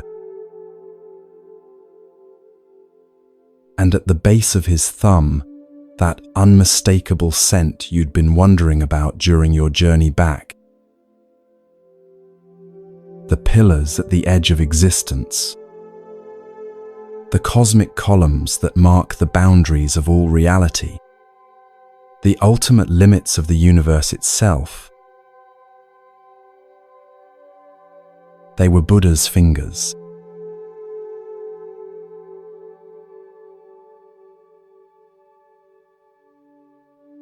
The world stops. Not metaphorically, not in the poetic sense that people use when they're surprised. Literally, completely, your entire reality grinds to a halt, like a cosmic machine that's just lost its power source. Everything you thought you knew about yourself, about your capabilities, about the very nature of existence itself, crumbles like a sandcastle touched by an infinite tide. You stare at Buddha's middle finger, at your own handwriting, at the undeniable proof that what you experienced as the ultimate journey beyond all boundaries was actually nothing. Less than nothing. A cosmic joke played out on a scale so vast you can't even begin to comprehend its implications. The inscription sits there, mocking you with its familiarity. Every stroke of the brush, exactly as you remember making it. Every character, precisely as you intended. Your signature achievement, your proof of transcendence, your evidence of capabilities beyond the cosmic order itself. Written on a finger. Your mind races through the implications like water through a broken dam. If the pillars were fingers, then everything you experienced during that cosmic journey, the vast distances, the impossible speeds, the transcendence of physical laws, all of it happened within the space of a hand. All of it contained within boundaries you never even perceived. No, you whisper, the word escaping before you can stop it. Your voice sounds strange in your own ears, hollow and distant. That's not possible. I traveled for hours. I saw galaxies. I passed through stellar formations. I reached the actual edge of existence. Buddha's expression holds nothing but gentle compassion. No triumph, no smugness, no satisfaction at having proven his point. Just the infinite patience of someone watching a beloved student discover a difficult truth. You did travel, he confirms softly. Your experience was real. Every sensation you felt, every sight you witnessed, every moment of that journey happened exactly as you remember it. This somehow makes it worse. If he had told you it was all illusion, all trickery, you could have fought against that. You could have denied it, argued with it, found some way to maintain your sense of reality. But he's not denying your experience. He's confirming it, while simultaneously revealing its true context. You feel like someone who has just discovered that their entire life has been a stage play. That the vast world they thought they inhabited was actually a theatre set. That the epic adventures they experienced were performed within the confines of a small room. The experience was real, but the scale was completely different from what you believed. But the pillars, you say, your voice growing smaller. The edge of the universe? The cosmic boundaries. I saw them. I touched them. I marked them. Buddha gently flexes his fingers, and you watch the movement with the horrible fascination of someone seeing their entire worldview collapse in real time. Yes, he agrees. You did. And your journey was remarkable. Your speed was extraordinary. Your determination was admirable. You traveled exactly as far as your understanding could take you. As far as your understanding could take you. The words hit like a physical blow.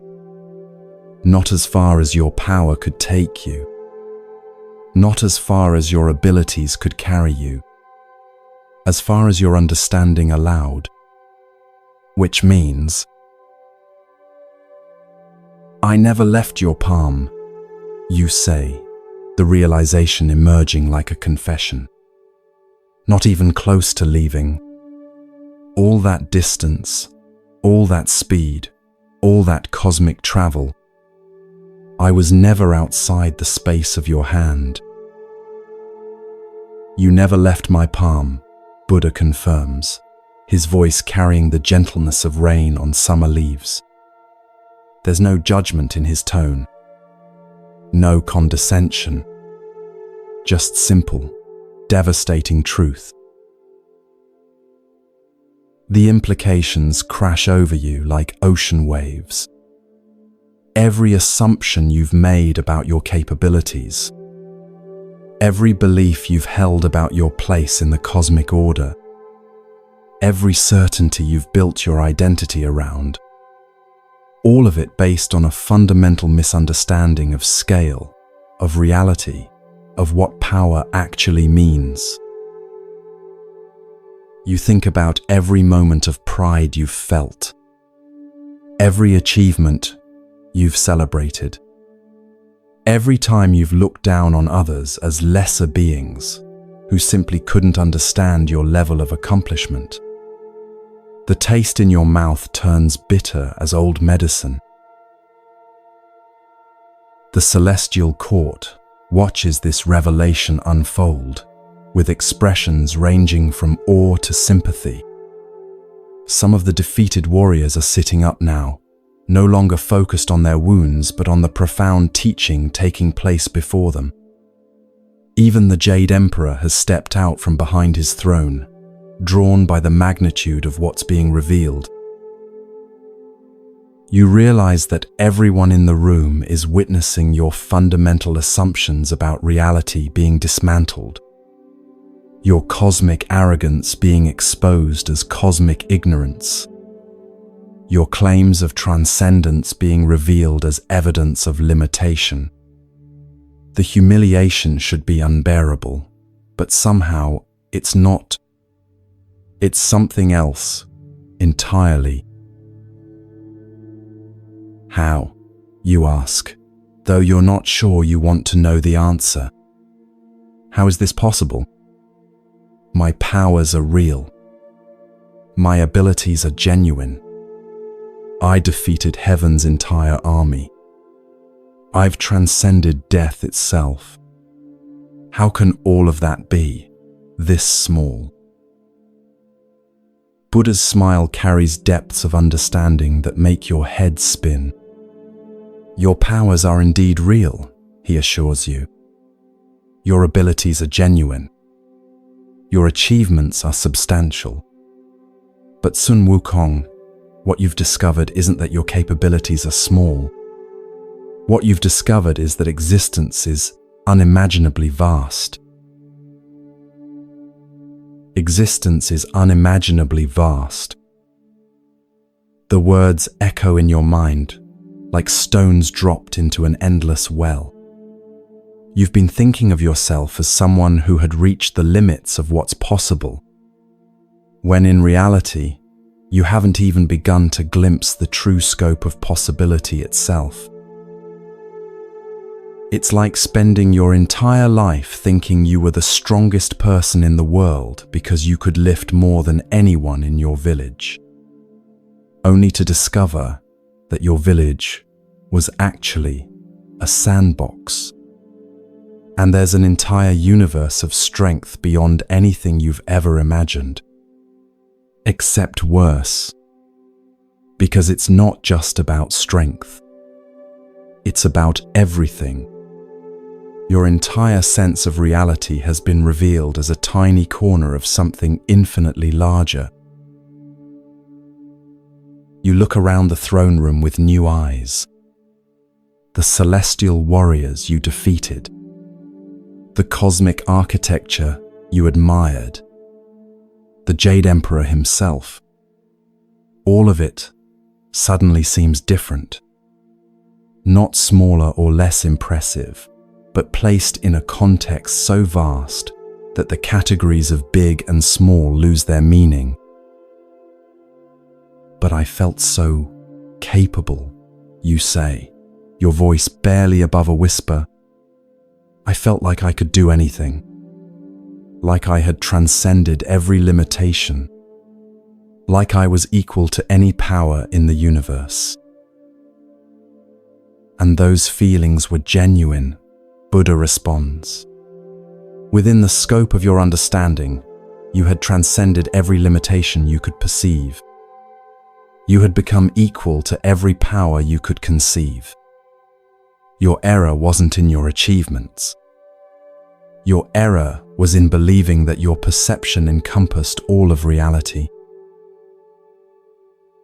This is the moment that every spiritual seeker eventually encounters. The moment when the ego's carefully constructed sense of specialness, of advancement, of spiritual achievement, meets the infinite vastness of what actually is. It's humbling in a way that goes beyond embarrassment or shame. It's existentially humbling, a humility that reaches down to the very core of what you thought you knew about yourself. You remember every conversation where you've dismissed others as limited, every moment when you felt superior because of your achievements, every instance where you've assumed that your advanced capabilities meant you understood more than those around you. All of it based on the same fundamental error that just shattered your cosmic journey. You remember every moment of confidence you've felt. Every time you've looked at other beings and thought them limited, small, unable to understand your level of development. Every instance of pride in your accomplishments. All of it based on the assumption that your achievements placed you at or near the top of some cosmic hierarchy. Buddha once taught that, in the sky there is no distinction of east and west.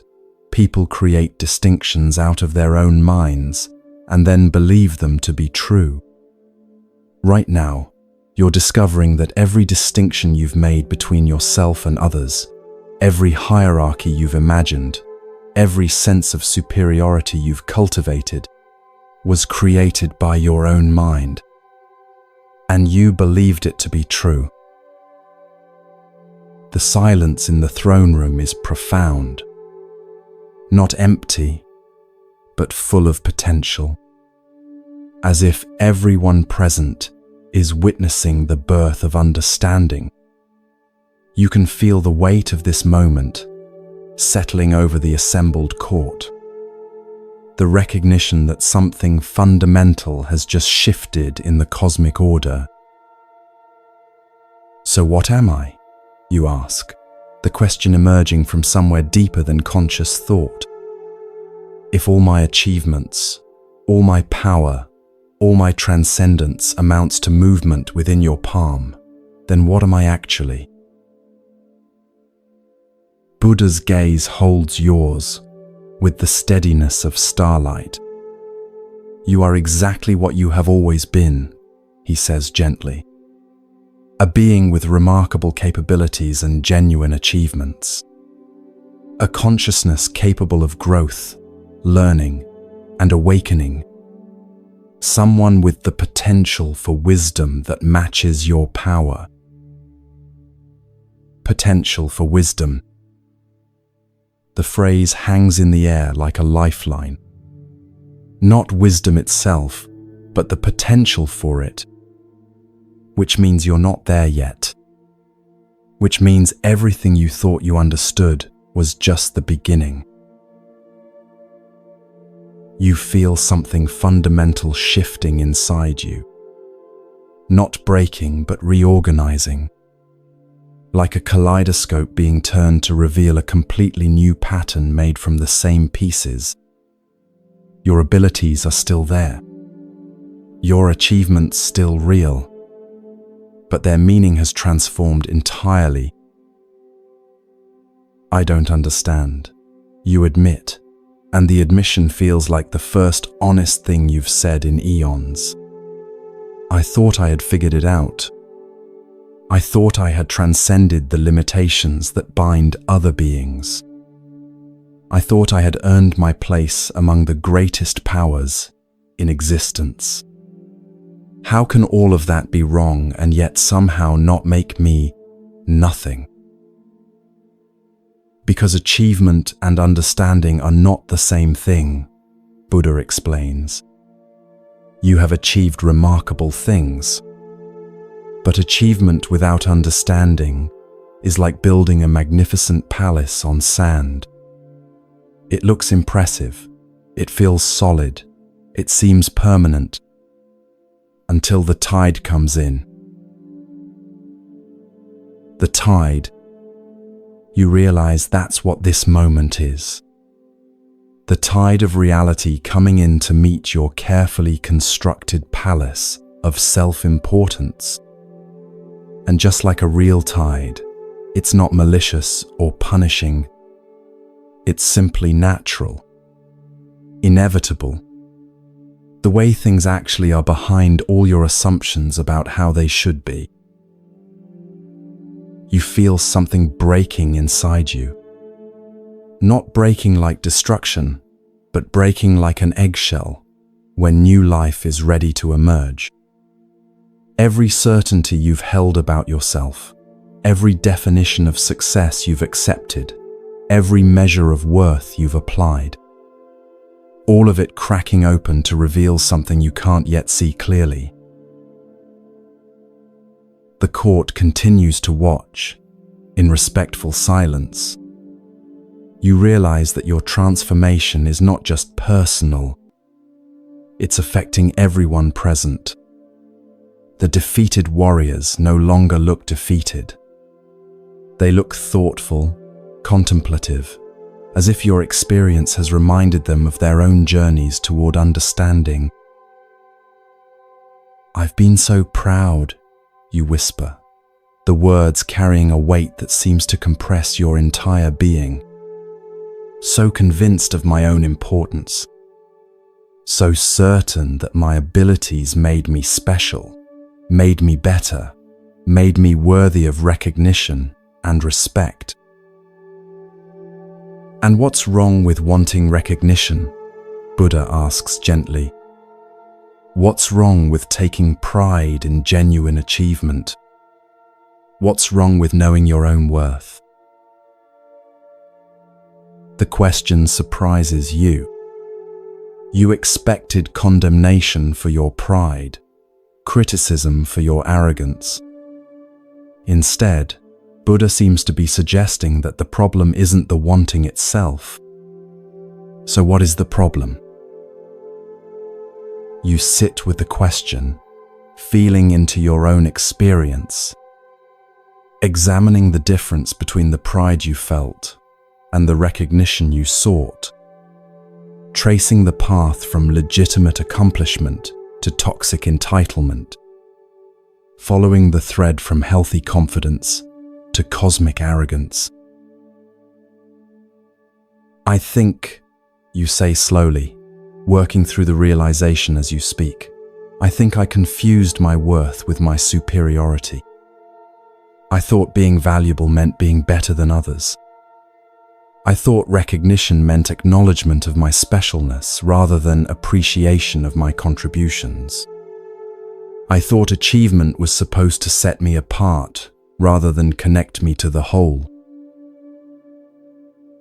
Buddha nods with the satisfaction of a teacher whose student has just grasped a crucial point. And now, he asks, what do you think now? You look around at the ruined throne room, at the defeated celestial warriors, at the evidence of your magnificent rampage through heaven's authority. All of it suddenly seems different. Not meaningless, but meaningful in a way you hadn't understood before. Now I think, you say carefully, that I've been playing a game without understanding the rules. I've been keeping score in a competition that doesn't actually exist. I've been trying to win at something that can't be won, because it's based on a fundamental misunderstanding of what the game actually is. And what do you think the game actually is? Buddha asks. You're quiet for a long moment, feeling your way toward an answer that seems to exist just beyond the edge of your current understanding. The throne room holds its breath around you, Even the air seems to wait for your response. I think, you say finally, that there is no game. I think there's just being and learning and growing and maybe helping others do the same, but not to be better than them, just to be more fully what we actually are. The words feel strange in your mouth, like speaking a language you're just beginning to learn, but they also feel true in a way that your previous certainties never quite did. Less solid perhaps, but more honest. Buddha's smile deepens. Sun Wukong, he says, and there's something like fondness in his voice. You have just taken your first real step on the journey toward wisdom. Everything you've accomplished before this moment has been preparation. This moment, this willingness to let your old understanding die so that new understanding can be born, this is where your true journey begins. Your true journey begins. The phrase should feel encouraging, but mostly it feels overwhelming. If everything you've achieved so far has just been preparation, then how vast is the journey that lies ahead? How much don't you know? How much do you still need to learn? But even as those questions arise, you feel something unexpected. Relief.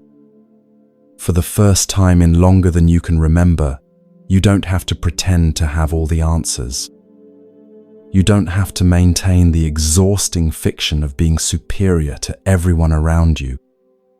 You can simply be someone who is learning, someone who is growing, someone who still has room to become more than they currently are. The Jade Emperor steps forward, his expression transformed from fear and anger into something like wonder. Sun Wukong, he says quietly, I owe you an apology. When you first came to heaven, I saw only your ego and missed your potential. I responded to your demands with dismissal instead of engaging with your genuine capabilities. Perhaps if I had been wiser, this lesson could have been learned more gently. You look at the Emperor with new eyes. His earlier dismissal, his offer of the horsekeeper position, his resistance to your demands, all of it suddenly seems different. Not malicious or ignorant, but perhaps protective. Perhaps he saw something you couldn't see about the danger of unlimited power without unlimited wisdom.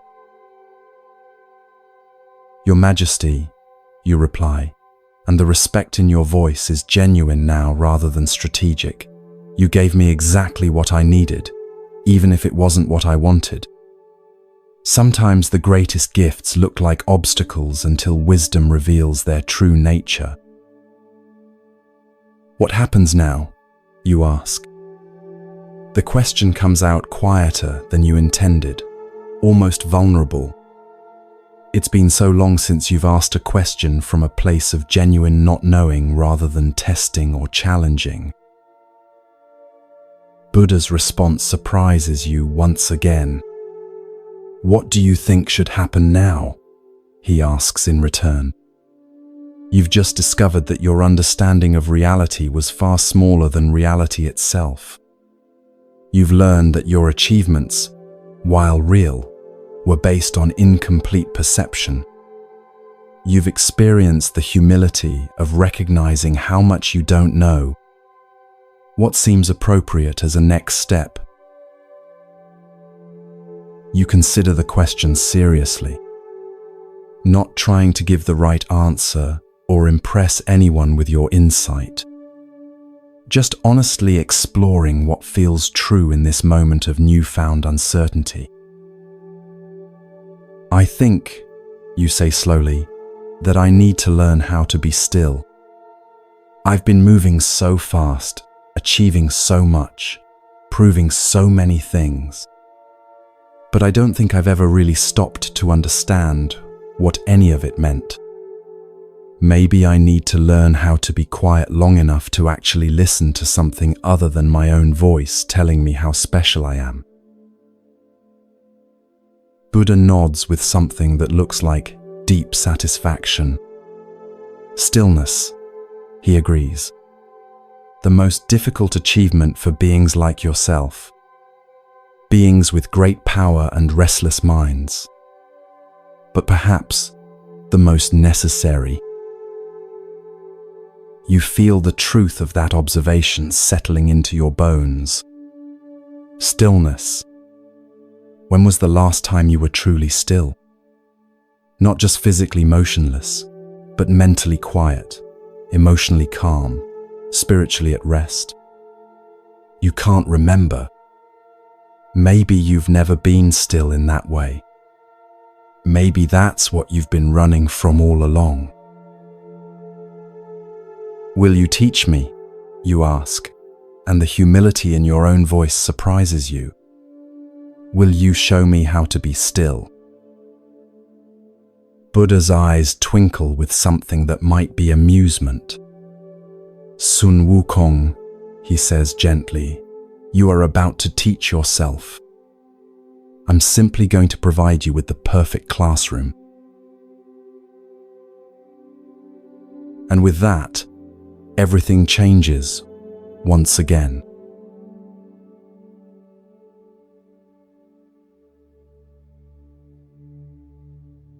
Buddha turns his hand over with the same gentle patience he's shown throughout your entire encounter. There's no violence in the movement, no anger or punishment, just the natural consequence of a lesson that must be learned through experience rather than explanation. Those same fingers that you mistook for the pillars of creation begin to transform, not magically or dramatically, but with the quiet inevitability of sunrise. They grow and solidify, becoming stone and earth and the weight of ages. What was once flesh becomes mountain. What was once palm becomes valley. What was once the space you couldn't escape becomes the place where you will learn what escape actually means. You feel yourself being pressed down, not crushed but held. The mountain settles over you like a blanket made of granite and time. Your body, so accustomed to movement and transformation, finds itself unable to shift, unable to flee, unable to do anything but be exactly where it is. The weight is unlike anything you've ever experienced. Not just physical pressure, but the weight of cosmic inevitability. The mountain doesn't impose itself upon you through force. It simply exists, and your existence must now accommodate that reality. For the first time since achieving your powers, you encounter something that cannot be overcome through effort or cleverness. You test the boundaries of your confinement. Your fingers can move slightly, enough to feel the texture of stone. Your breathing continues unimpeded. Immortality has its advantages. But any attempt at larger movement meets the immovable reality of mountain. You're held but not harmed, confined but not tortured. At first, you struggle. Of course you struggle. Every instinct screams against this limitation. You push against the stone with all your supernatural strength. You attempt your 72 transformations, seeking a form that might slip free. You call upon every technique you've mastered, every power you've developed, every ability that has served you so well. Your staff responds to your mental call, but even its legendary power finds no purchase against this weight. You try to expand it, to use its growth to lift the mountain, but the stone simply accommodates whatever size it becomes. You attempt to shrink it to needle size and slip through cracks, but discover there are no cracks large enough for escape. You try transforming into the smallest possible forms. A mouse, a spider, even a grain of sand. But the mountain's weight adjusts to each transformation, always maintaining just enough pressure to hold you without causing damage.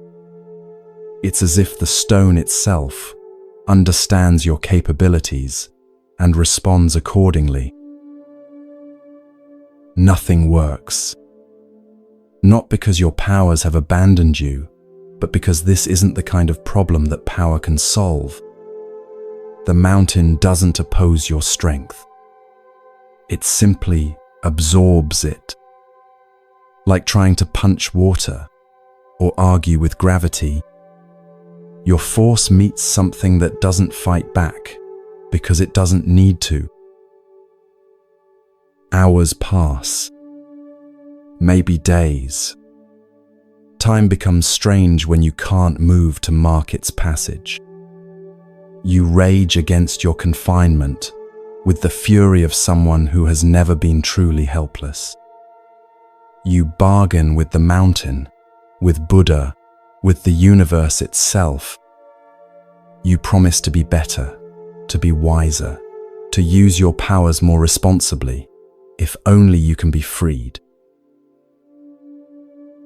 You shout challenges into the stone, demand explanations for this treatment, point out the injustice of trapping someone who has achieved so much. Your voice echoes strangely in the confined space, coming back to you distorted and somehow smaller than when it left your lips. You try reasoning with Buddha, though you can no longer sense his presence. Surely this has gone on long enough to make whatever point he intended. Surely he can see that you've learned your lesson about humility. Surely someone with your capabilities deserves a second chance. But the mountain remains, patient as stone because it is stone, unmoved by your arguments because mountains don't argue, unimpressed by your powers because mountains have watched empires rise and fall while barely noticing the passage of millennia. The first week feels eternal. Your mind churns through every possible escape scenario. You review every technique you know, every power you've mastered, searching for something you might have overlooked. You compose elaborate speeches you'll deliver to Buddha when this ordeal ends. Explanations of why this punishment is excessive, why your talents are being wasted. Weeks turn into months. You track the changing seasons by subtle variations in temperature and humidity that seep through the stone. Spring brings the scent of growing things. Summer carries the weight of full life.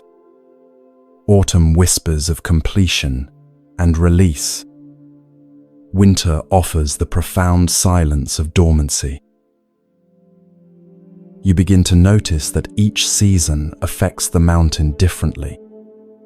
Spring rains cause subtle shifts in the stone's temperature. Summer heat makes the granite expand slightly. Autumn winds carry new scents through microscopic cracks. Winter frost creates tiny contractions you can feel against your skin. Slowly, the fighting energy begins to bleed out of you. Not because you're defeated, but because you're exhausted. There's only so long you can maintain peak struggle against something that never struggles back. It's like trying to have an argument with silence. Eventually, the silence wins simply by continuing to be silent. In that growing quiet, you begin to notice things you've never paid attention to before. The way sunlight moves across the mountain face throughout the day. How morning light feels different from afternoon light. How shadows shift and dance in patterns that follow rhythms older than your existence. You notice rain, not as weather to be endured or avoided, but as a phenomenon. The sound it makes against stone, the way it pools and flows and finds its path downward with inevitable persistence. The scent it carries from distant places, the life it brings to small things that grow in cracks between rocks. Your awareness begins to expand in unexpected directions. Confined physically, your consciousness learns to travel in ways you never explored. You become sensitive to the subtle vibrations that travel through stone, the footsteps of small animals, the settling of the mountain itself as temperatures change, the distant rumblings of geological processes that operate on timescales that dwarf your own existence. Time continues its strange new rhythm. Seasons begin to change around you. You watch snow fall and understand for the first time how beautiful silence can be. Each flake a tiny meditation on uniqueness and impermanence. You see spring return, with small flowers pushing up through impossible spaces, not fighting the stone, but somehow existing alongside it. The first year passes, then the second. You begin to understand that you're not waiting for something to end. You're learning to inhabit a completely different way of being, one that doesn't depend on movement or achievement or external validation. This is where the real teaching begins. Not in Buddha's words or demonstrations, but in the simple, relentless instruction of being still. For the first time in your existence, you're not going anywhere. You're not achieving anything. You're not proving anything to anyone. You're just here, present, aware, unmoving. At first, this feels like torture. Your mind races like a caged animal. It generates elaborate escape plans, imagines distant battles you should be fighting, creates complex scenarios where your intervention is desperately needed. It tells you stories about how your talents are being wasted, how your potential is being squandered, how unfair this whole situation is. You relive every moment of your cosmic journey, every achievement you've earned, every power you've mastered. Your mind insists that someone with your capabilities shouldn't be trapped beneath a mountain, that this stillness is a waste of your extraordinary potential, that the universe needs your active participation to function properly. The mental arguments become incredibly elaborate. You construct detailed philosophical cases for why your punishment exceeds your crime. You imagine conversations with Buddha, where you brilliantly demonstrate the flaws in his reasoning. You rehearse speeches that will surely convince him to end this unnecessary confinement. But mountains are excellent teachers of patience. They don't argue with restless minds. They simply continue being mountains until the mind exhausts itself with its own chatter. Gradually, the stories become less compelling. The escape plans feel less urgent. The sense of injustice begins to fade into something quieter. Decades pass. You learn to read the mountain's moods through subtle changes in pressure and temperature. You discover that your confinement has created a unique ecosystem. Small creatures make their homes in the spaces around your body. Plants send roots through cracks in the stone. You become part of a living system rather than its frustrated prisoner. Mice nest in the warm spaces near your shoulders. Birds discover that the area around you provides excellent protection from predators. Insects create colonies in the microclimate. Your body heat generates. You realize you're providing shelter and stability for dozens of small lives. This observation sparks something unexpected, a sense of purpose that doesn't depend on conquest or achievement. You're contributing to the world simply by being present, not through dramatic action or supernatural intervention, but through the quiet offering of shelter and warmth. You begin to remember Buddha's teaching that peace comes from within. Do not seek it without. For years, you've been seeking worth and recognition and validation from external sources. From the awe of other monkeys, from celestial positions, from cosmic acknowledgement, always looking outside yourself for proof that you matter. But here, under the mountain, there's nothing external to seek, no one to impress, no achievements to unlock, no next level to reach. Just you and the present moment, and the strange discovery that the present moment is actually quite large when you stop trying to escape it. Years pass.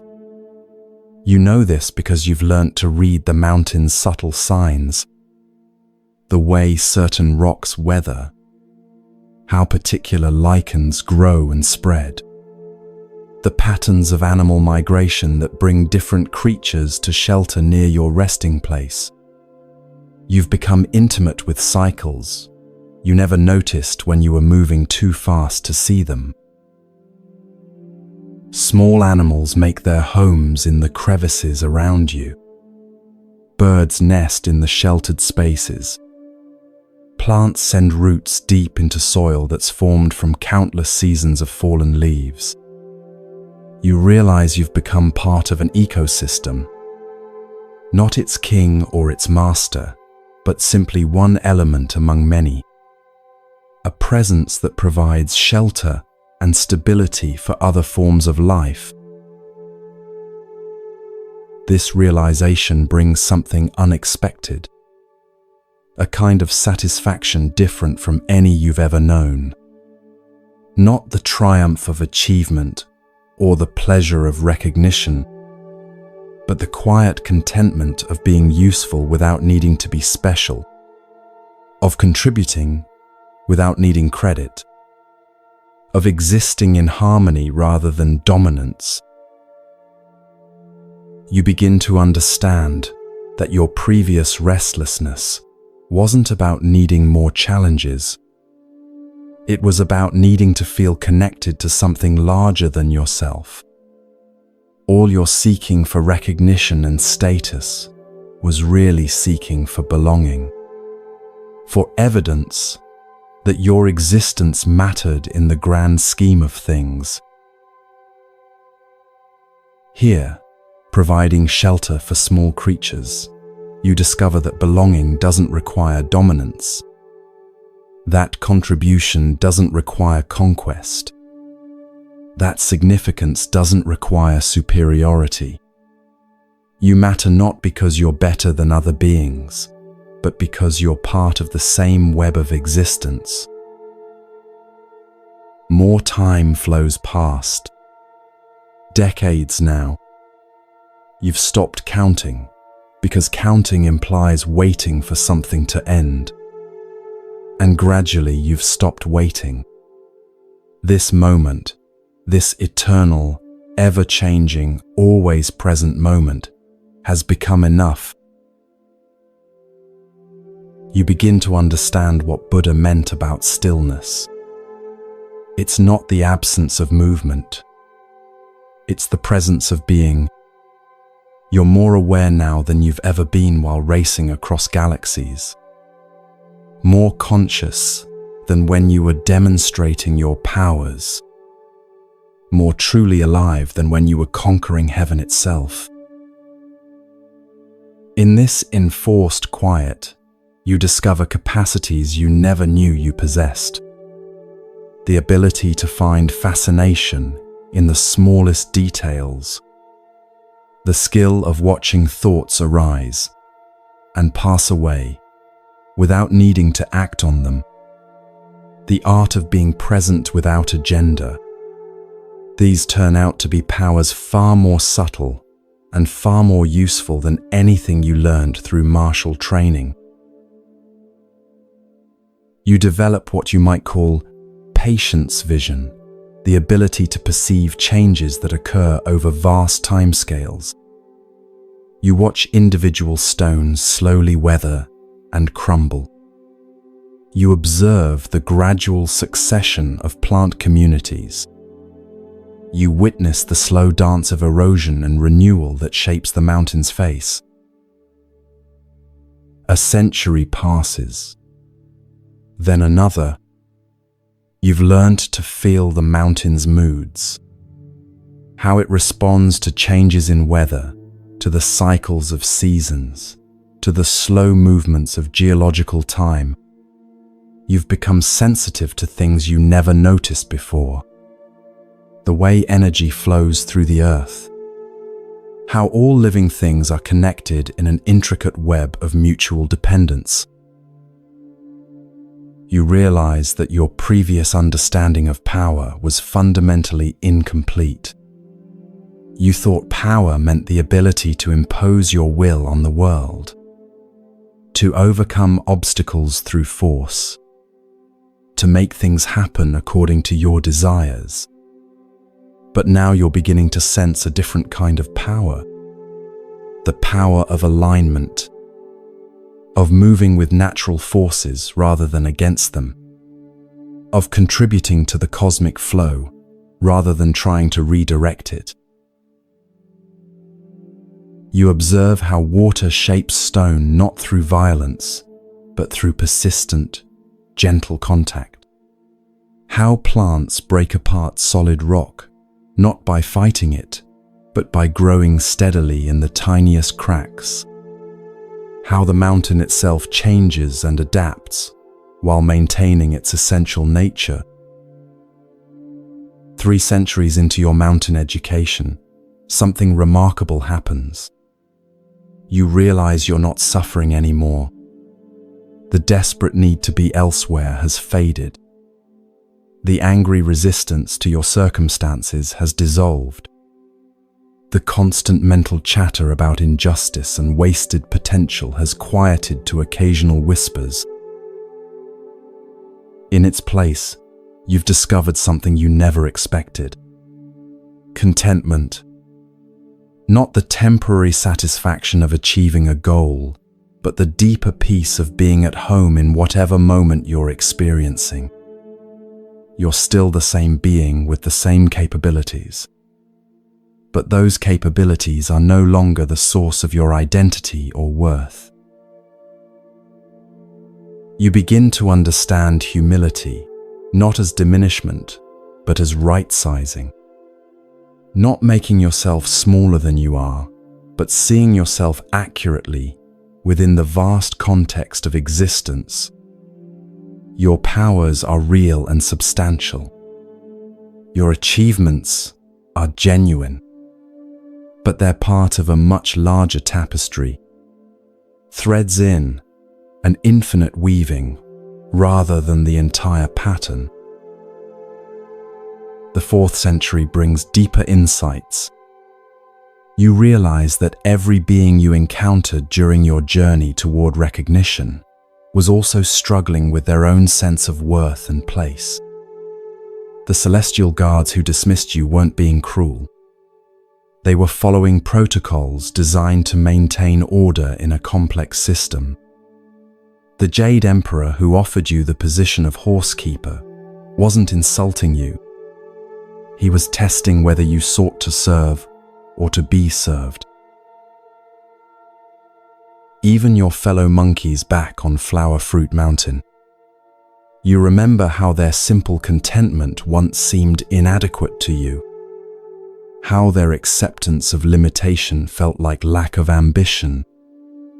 Now you wonder if perhaps they understood something about happiness that you were too busy achieving to notice. Buddha's teaching echoes in your memory.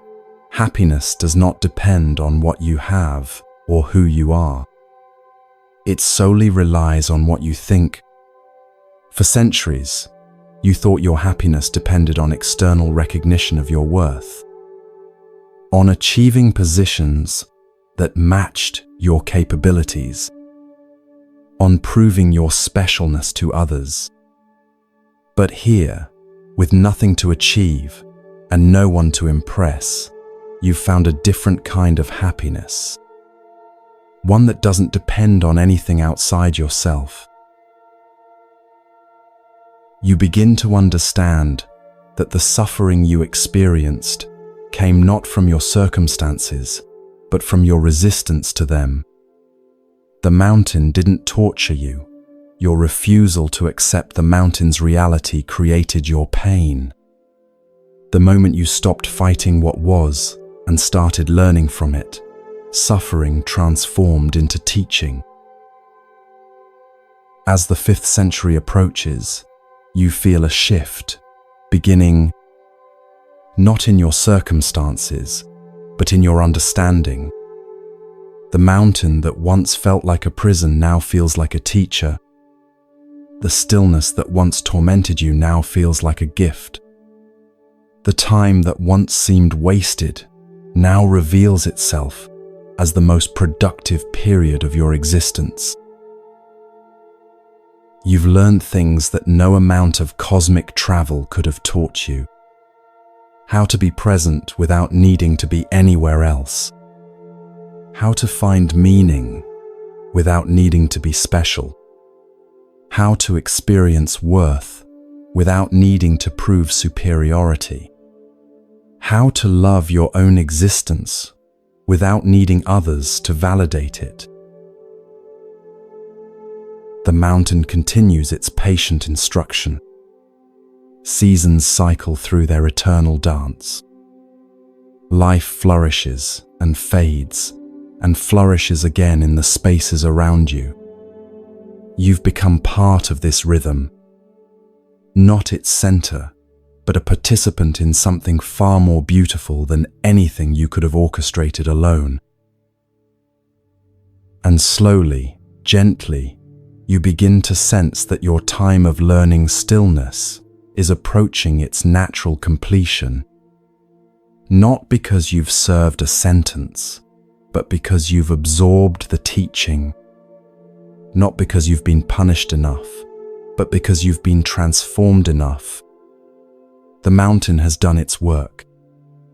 The student is ready for the next lesson. But that transformation hasn't made you eager to leave. Instead, it's made you grateful for every moment of the teaching. Grateful for the forced stillness that revealed the richness of presence. Grateful for the isolation that taught you the difference between loneliness and solitude. Grateful for the time that allowed deep wisdom to grow in the soil of humility. You understand now that the mountain was never your prison. It was your monastery, your university, your garden where the seeds of true understanding could finally take root. Buddha didn't trap you. He gave you exactly what you needed most. The opportunity to discover who you are when you're not trying to prove who you are. 500 years of stillness. 500 years of learning.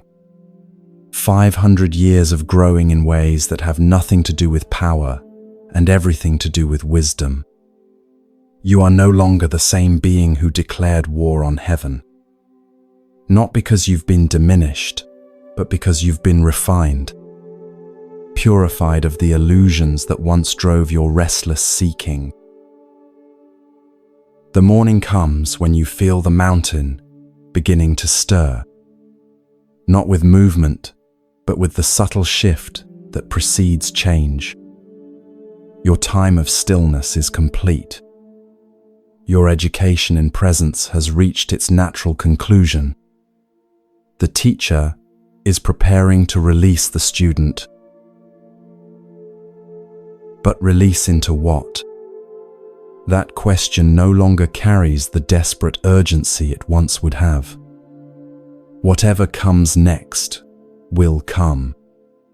You'll meet it with the depth of understanding you've cultivated in stillness, with the wisdom that grows only in the soil of humility, with the peace that comes from knowing your worth doesn't depend on anyone else's recognition. The mountain has taught you its greatest lesson. That true power lies not in the ability to force change, but in the capacity to be fully present with whatever is. That real freedom comes not from escaping limitations, but from transcending the need to escape. That genuine strength emerges not from conquering others, but from making peace with yourself. You are ready. Ready for whatever comes next. Ready to carry this mountain's wisdom into whatever new adventures await. Ready to serve rather than demand service. Ready to contribute rather than consume. Ready to love rather than prove lovability. The stillness that once felt like death now feels like birth. The end of who you were and the beginning of who you're becoming. Someone who carries the mountain's patience in their heart. Someone who has learned the difference between power and wisdom. Someone who knows that the greatest journey isn't to the edge of existence. It's to the center of your own being. And in that center, you've found something that was there all along. Something that doesn't need to be proven or achieved or recognized. Something that simply is, as constant as mountains, as patient as stone, as enduring as the earth itself. Your true nature, waiting beneath all the achievements and struggles, and seeking, waiting in stillness.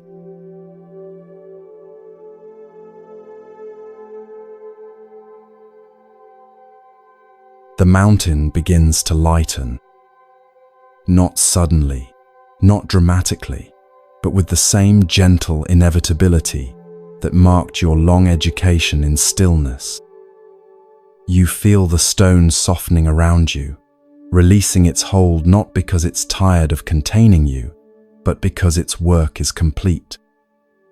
Like a cocoon opening when the butterfly is ready to emerge, you move for the first time in 5 centuries. The sensation is strange.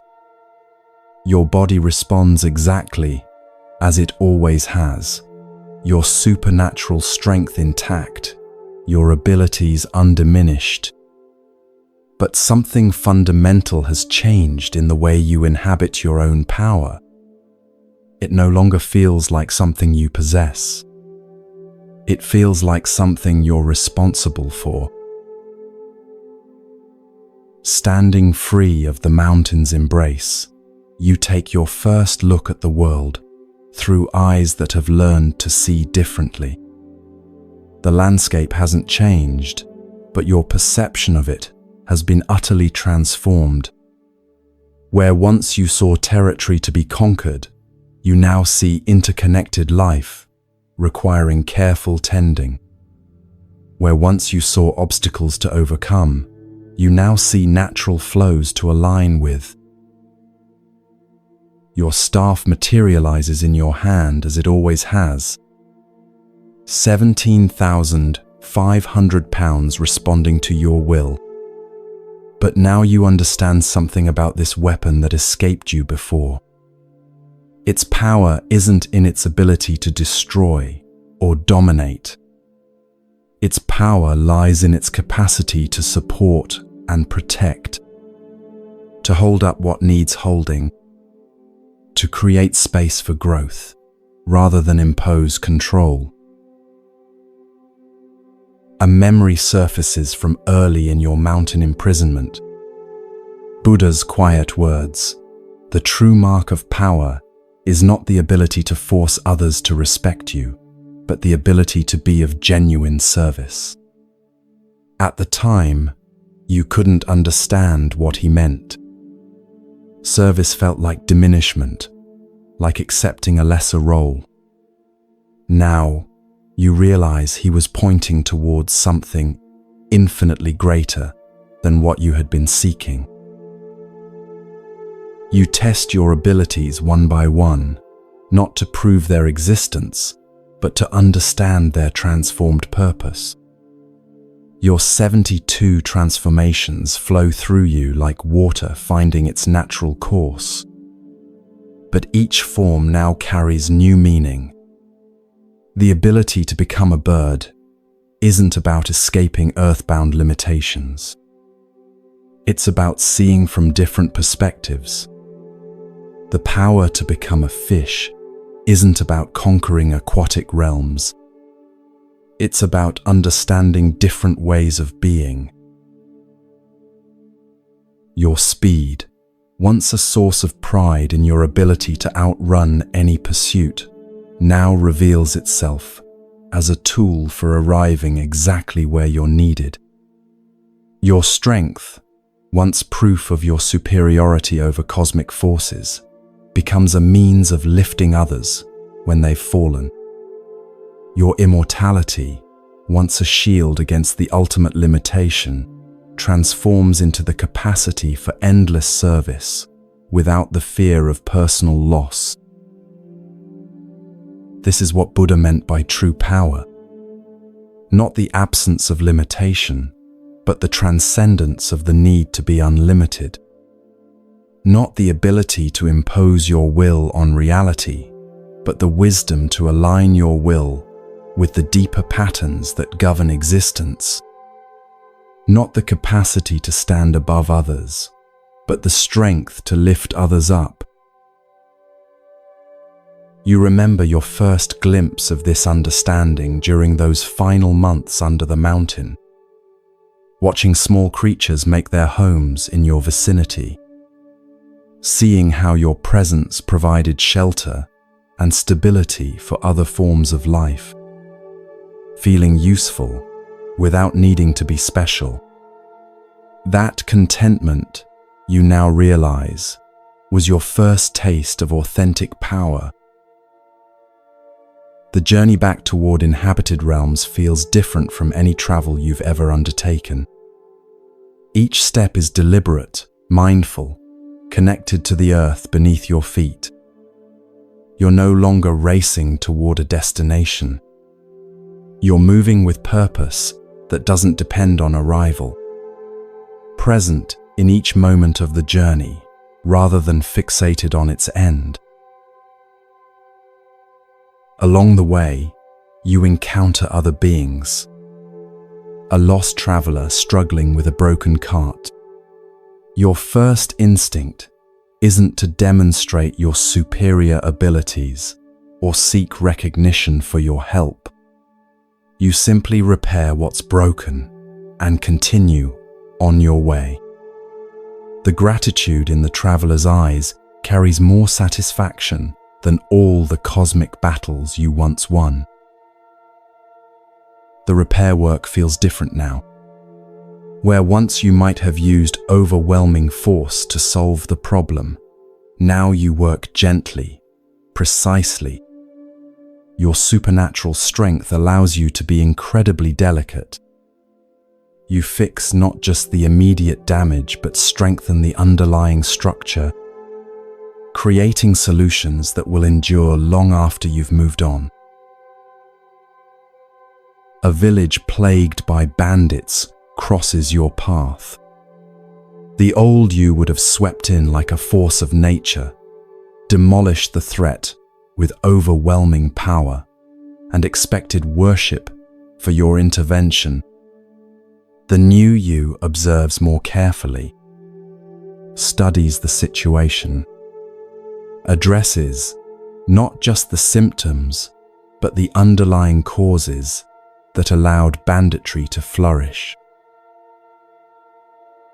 You find that the bandits themselves are farmers driven to desperation by drought and failed harvests. Your solution isn't to destroy them, but to help redirect a distant river's flow, bringing water to parched fields. The transformation takes longer than simple conquest would have, but its effects last generations rather than seasons. Working with the natural flow of water, rather than against it, you discover new applications for your abilities. Your understanding of geological forces, learned during centuries of mountain communion, guides your efforts. You don't force the river to change course. You create conditions that make the new path more appealing than the old. This is service. Not the grudging acceptance of a lesser role, but the conscious choice to use your capabilities for something larger than personal aggrandizement. Not diminishment, but fulfillment of a deeper purpose that was always there, waiting beneath your ego-driven ambitions. News of your actions spreads, as news always does. But the stories that emerge are different from the legends of your earlier exploits. People don't speak of your power with the mixture of awe and fear they once carried. They speak of your wisdom, your compassion, your ability to see solutions where others see only problems. Young beings seek you out, not to learn techniques of domination, but to understand this different way of wielding ability. You find yourself teaching not through demonstration of superior skill, but through patient guidance toward inner understanding. You remember Buddha's gentle instruction and try to offer that same quality of presence to those who come seeking. True strength, you tell a young monkey who reminds you painfully of your former self, isn't measured by what you can force others to do. It's measured by what you can inspire them to become. The words surprise you, even as you speak them, not because they're untrue, but because you can feel how completely you've internalized their meaning. Your former enemies begin to approach you. Celestial beings who once feared your rampage now seek your counsel.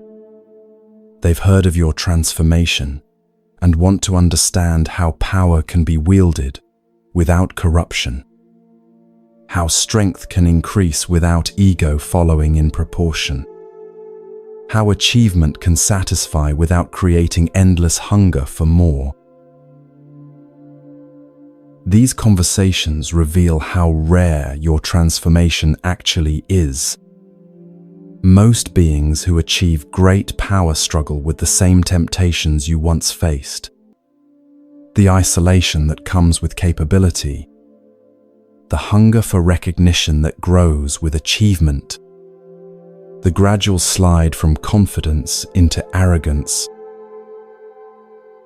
The Jade Emperor himself eventually requests an audience. You enter his rebuilt throne room, not as a conqueror or a supplicant, but as one being meeting another. His first words surprise you.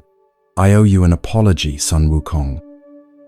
When you first came to heaven, I saw only what you might become, not what you were trying to become. I offered you limitation instead of opportunity. I'm grateful that Buddha was wiser than I was." This moment of recognition feels different from anything you once sought. There's no triumph in it, no sense of vindication, just the quiet satisfaction of understanding, received, and shared. "Your Majesty," you reply with genuine respect. "You gave me exactly what I needed, even if it wasn't what I wanted." Sometimes the greatest gifts look like obstacles until wisdom reveals their true nature. The Emperor nods thoughtfully. "And now," he asks, "what role would suit someone who has learned to wield power with wisdom?" You consider the question carefully, not searching for the position that will bring the most prestige or authority, but feeling into what would serve the greater good most effectively. Perhaps, you suggest, something that allows me to help others navigate the same transformation I've undergone. To serve as guide for beings struggling with the relationship between ability and responsibility. And so begins your new chapter, not as the great sage equal to heaven, demanding recognition of your superiority, but as something more valuable and more rare. A being who has learned to transform power into wisdom, who has discovered that the greatest achievement isn't conquering others, but mastering yourself, who understands that true freedom comes not from the absence of limitation, but from the transcendence of the need to be unlimited. Your staff, once a weapon of dominance, becomes a tool of construction. Your transformations, once displays of superiority, become means of understanding different perspectives. Your speed, once proof of your ability to escape any boundary, becomes the capacity to arrive precisely where help is needed. Your immortality, once a shield against loss, becomes an endless opportunity for service. Buddha's teaching echoes in your transformed understanding, just as a mother would protect her only child with her life. Even so, let one cultivate a boundless love towards all beings. You have learned to love your own existence, not because it's superior to others, but because it's part of the same infinite web that includes all existence. Your worth doesn't diminish others. Their worth doesn't threaten yours. All are threads in the same cosmic tapestry. Years pass in this new way of being. Decades of service, of teaching, of using your extraordinary abilities for purposes that transcend personal glory. And slowly, you begin to understand the deepest truth of all. The power you sought through conquest was always yours. The recognition you demanded through force was always available. The worth you tried to prove through achievement was never in question. You had it backwards. You thought you needed to become special, to be valuable. You thought you needed to prove superiority, to earn respect. You thought you needed external validation to confirm internal worth. But the truth is simpler and more profound. You were always enough. Your value was never dependent on your achievements. Your worth was never tied to your abilities. Your significance was never measured by your superiority over others. These things were true before you gained supernatural powers. They remain true through all your cosmic adventures. They were true even when you couldn't see them. The mountain taught you stillness, but stillness taught you something even more important. It taught you how to recognize what was always there, beneath the seeking and striving and proving, beneath the achievements and failures and transformations. Your essential nature, perfect and complete, waiting patiently for you to stop running long enough to notice it. This is true power, not the ability to change external circumstances, though that remains within your capabilities, but the capacity to remain centered in your essential worth, regardless of what circumstances you encounter, to act from love rather than fear, to serve rather than dominate, to lift others rather than diminish them. You understand now why Buddha smiled when you demanded recognition, not because your seeking was foolish, but because what you sought was already yours. Not because your achievements were meaningless, but because your worth never depended on them. Not because power corrupts, but because real power heals. Both the one who wields it and all those it touches. The journey from ego to enlightenment isn't about becoming someone different.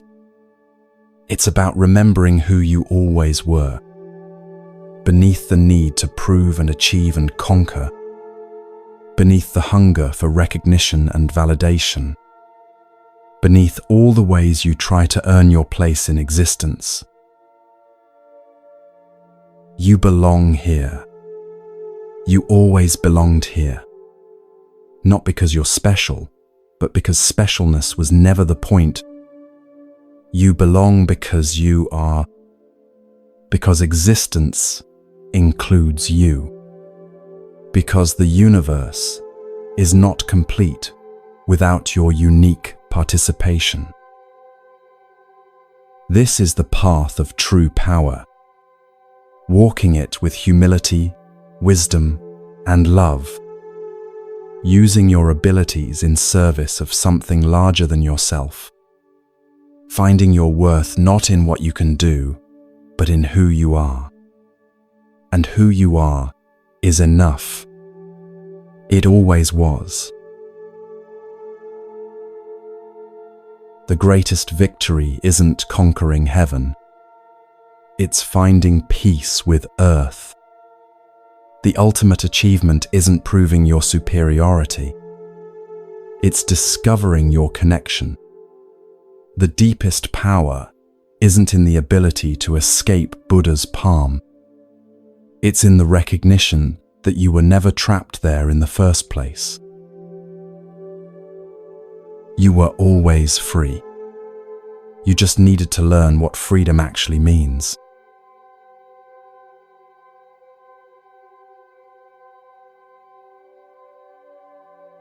And so, dear traveler, the Monkey King's journey comes full circle. From the restless seeking of infinite ego to the profound peace of authentic wisdom. From the desperate need to prove worth to the gentle recognition that worth was never in question. From the exhausting effort to escape limitation to the liberating discovery that true freedom was always within reach. As this ancient story settles into your consciousness like evening mist over still water, allow yourself to recognize the Monkey King within your own experience. That part of you that strives and seeks and sometimes demands recognition for achievements. That restless energy that whispers you're not quite enough yet, not quite there yet, not quite worthy of the respect you desire. Feel that familiar hunger with compassion rather than judgment. The Monkey King's journey reminds us that the seeking itself isn't wrong. The desire to grow, to achieve, to become more than we currently are flows from something beautiful within human nature. The challenge lies not in eliminating ambition, but in understanding its deeper purpose. Take a gentle breath now. Let your body sink more deeply into comfort as you feel the weight of the day beginning to release. Like Sun Wukong under his mountain of stillness, you too can learn to be present with whatever this moment brings, without needing to change it, escape it, or prove anything about it. Notice where in your life you might be trying to escape Buddha's palm. Those areas where you're certain that just a little more effort, just a little more achievement, just a little more recognition will finally provide the satisfaction you seek. Feel into those places with the same gentle attention Buddha showed to the Monkey King. Not to judge or fix, but simply to recognize. Perhaps your palm is the endless scroll of social media, where you seek validation through likes and shares and digital applause. Perhaps it's the corporate ladder, where you believe the next promotion will finally prove your worth. Perhaps it's the perfect relationship, the ideal body, the flawless performance that will once and for all establish your value. Buddha's teaching whispers gently through Sun Wukong's story. You are enough, exactly as you are, in this very moment.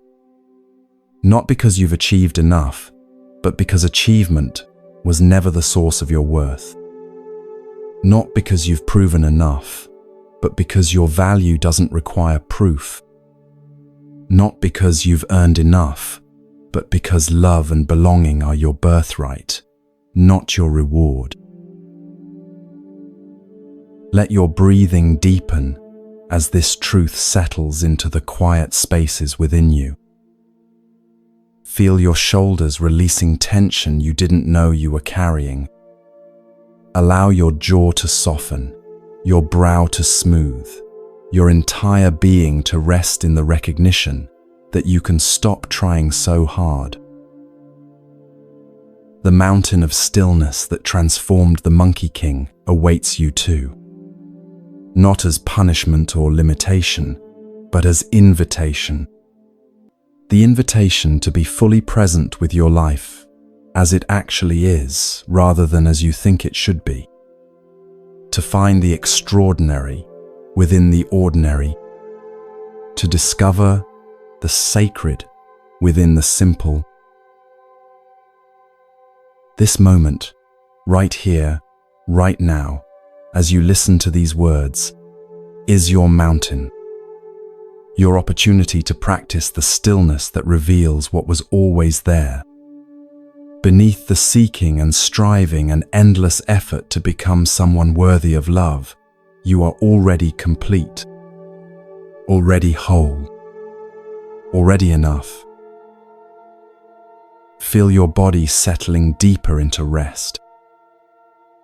Like the Monkey King learning to be present with the cycles of seasons, you can learn to be present with the natural rhythms of your own being.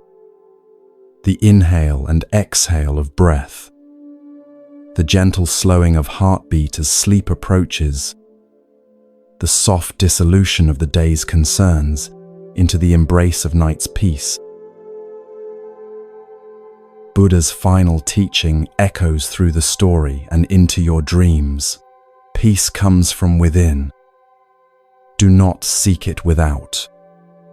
The recognition you seek from others is already available within you. The worth you're trying to prove is already established in the simple fact of your existence. The love you're striving to earn flows freely when you stop demanding it and start allowing it. As consciousness begins to soften around the edges like watercolors bleeding into each other, carry with you the Monkey King's hard-won wisdom. That true power lies not in forcing life to conform to your will, but in aligning your will with life's deeper wisdom. That real freedom comes not from escaping all limitations, but from finding peace within whatever limitations you encounter. Let the story continue to work within you as you drift towards sleep. Allow its truths to seep into the spaces where your deepest fears and hungers live. Let it remind you that every moment of struggle, every experience of feeling not enough, every desperate reach for something beyond your grasp is part of the journey, part of the sacred path that leads from ego to awakening. Your breath grows slower now, deeper, more peaceful, like the Monkey King finally learning to rest in the present moment.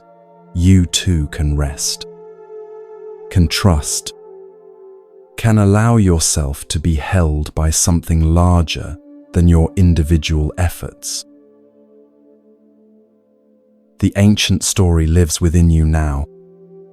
Its wisdom becomes part of your own wisdom. Its peace becomes part of your own peace. And as you surrender to sleep's gentle invitation, you carry with you the profound recognition that you have always been enough. You have always belonged. You have always been worthy of love. Rest now in that knowing. Let it surround you like Buddha's infinite compassion, like the mountain's patient teaching, like the eternal embrace of existence itself. You are home. You have always been home. And in this homecoming, may you find the peace that surpasses understanding. Sleep well, beloved traveler. Your journey continues in dreams. And in the morning you will awaken not as someone who must prove their worth, but as someone who knows their worth. Not as someone seeking Buddha's palm, but as someone resting in Buddha's wisdom. Not as the Monkey King demanding recognition, but as the awakened being offering compassion. The story is complete. The teaching is received. The journey from ego to enlightenment lives within you now. Rest. Peace. Wisdom.